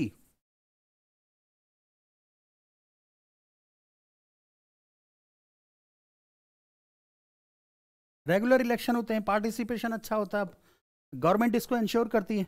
एक एक बंदे के वोट के लिए गवर्नमेंट खुद अपना बॉक्स लेकर, न्यूटन मूवी में देखना, एक एक बंदे के वोट के लिए बेटा मारामारी होती है। तो strengthening of democracy, strengthening of democracy. इसीलिए बोलता हूं बेटा, इसीलिए कई बार ये स्टेटमेंट बोलता हूं, dissent is the essence of democracy. ये डिसेंट ही तो था, इसलिए मैं बोलता हूं ना, dissent is the essence of democracy. ये डिसेंट ही था, डिसेंट था जिससे ये सारे पॉजिटिव इंपैक्ट आए। एसेंस ऑफ डेमोक्रेसी, बस ये वायलेंट था। डेमोक्रेसी स्ट्रेंथन कब होगी? जब डिसेंट होगा, एक डिफरेंट ओपिनियन होगा, स्टेट के अगेंस्ट ओपिनियन होगा, स्टेट से अलग ओपिनियन होगा, या किसी बंदे से अलग ओपिनियन होगा, उसी को डिसेंट बोलते हैं। Dissent is the essence of democracy, इसलिए बोला जाता है। ये जो बेटा कल फार्मर्स ने किया है, अब ये वायलेंट डिसेंट है, लेकिन डिसेंट तो है ही।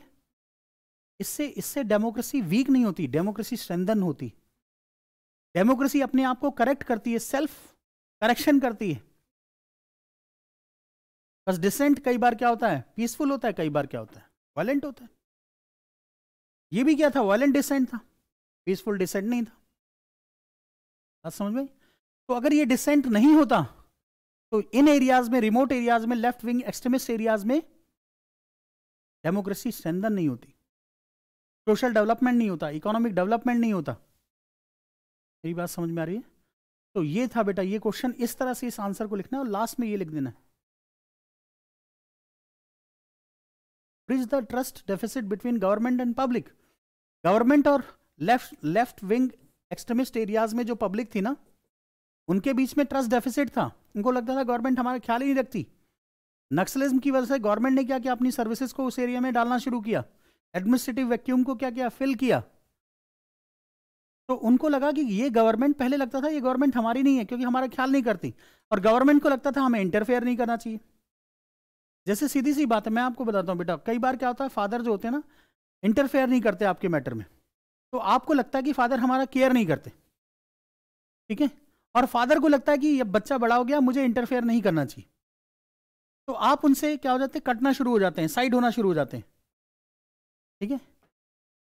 समझ में होता ना ऐसा बेटा, सेपरेट कि ये मेरे फादर तो है ही नहीं, मेरा तो केयर ही नहीं करते, और फादर को लगता है कि अब तो ये बड़ा हो गया है, अब ठीक है, इसके मैटर में इंटरफेयर नहीं करना चाहिए मुझे, क्योंकि ये इसका अपना कल्चर है, इसका अपना, ऐसे स्टेट ने सोचा कि इनका अपना कल्चर है, इनकी अपनी लाइफस्टाइल है, इनका अपना सब कुछ है, तो इसमें मुझे इंटरफेयर नहीं करना चाहिए।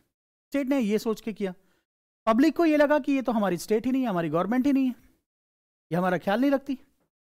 तो हुआ क्या, जब नक्सलिज्म आया तो नक्सलिज्म ने इस चीज को, ये चीज बेटा गैप था, ये कम्युनिकेशन गैप था किसके बीच में, गवर्नमेंट और नक्सलाइट्स के बीच में, सॉरी ट्राइबल सोसाइटी के बीच में। सो इन्होंने क्या किया, उस जो कम्युनिकेशन गैप था उसको रेस करना शुरू कर दिया। गवर्नमेंट को पता चला कि नहीं नहीं यार, हम ऐसा तो सोच ही नहीं रहे थे। गवर्नमेंट ने क्या किया, अपनी सर्विसेज को इंक्रीज करना शुरू किया।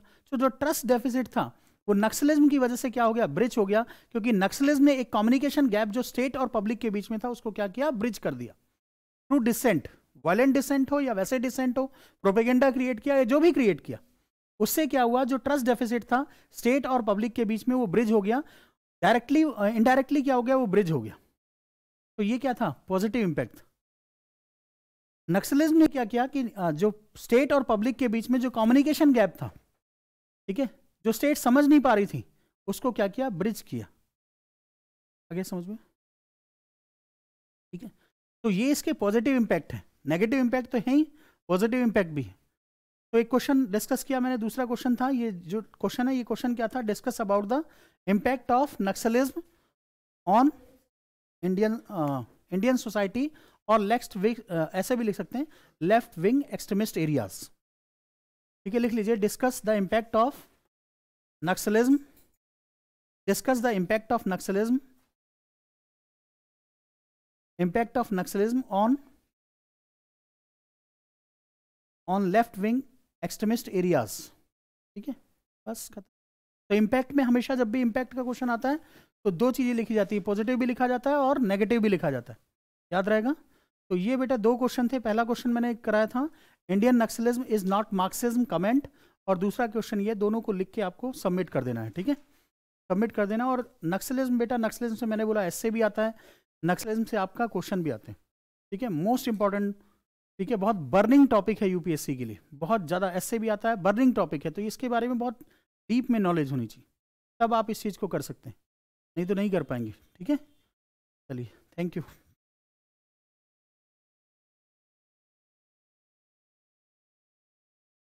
हाँ जी बोलिए।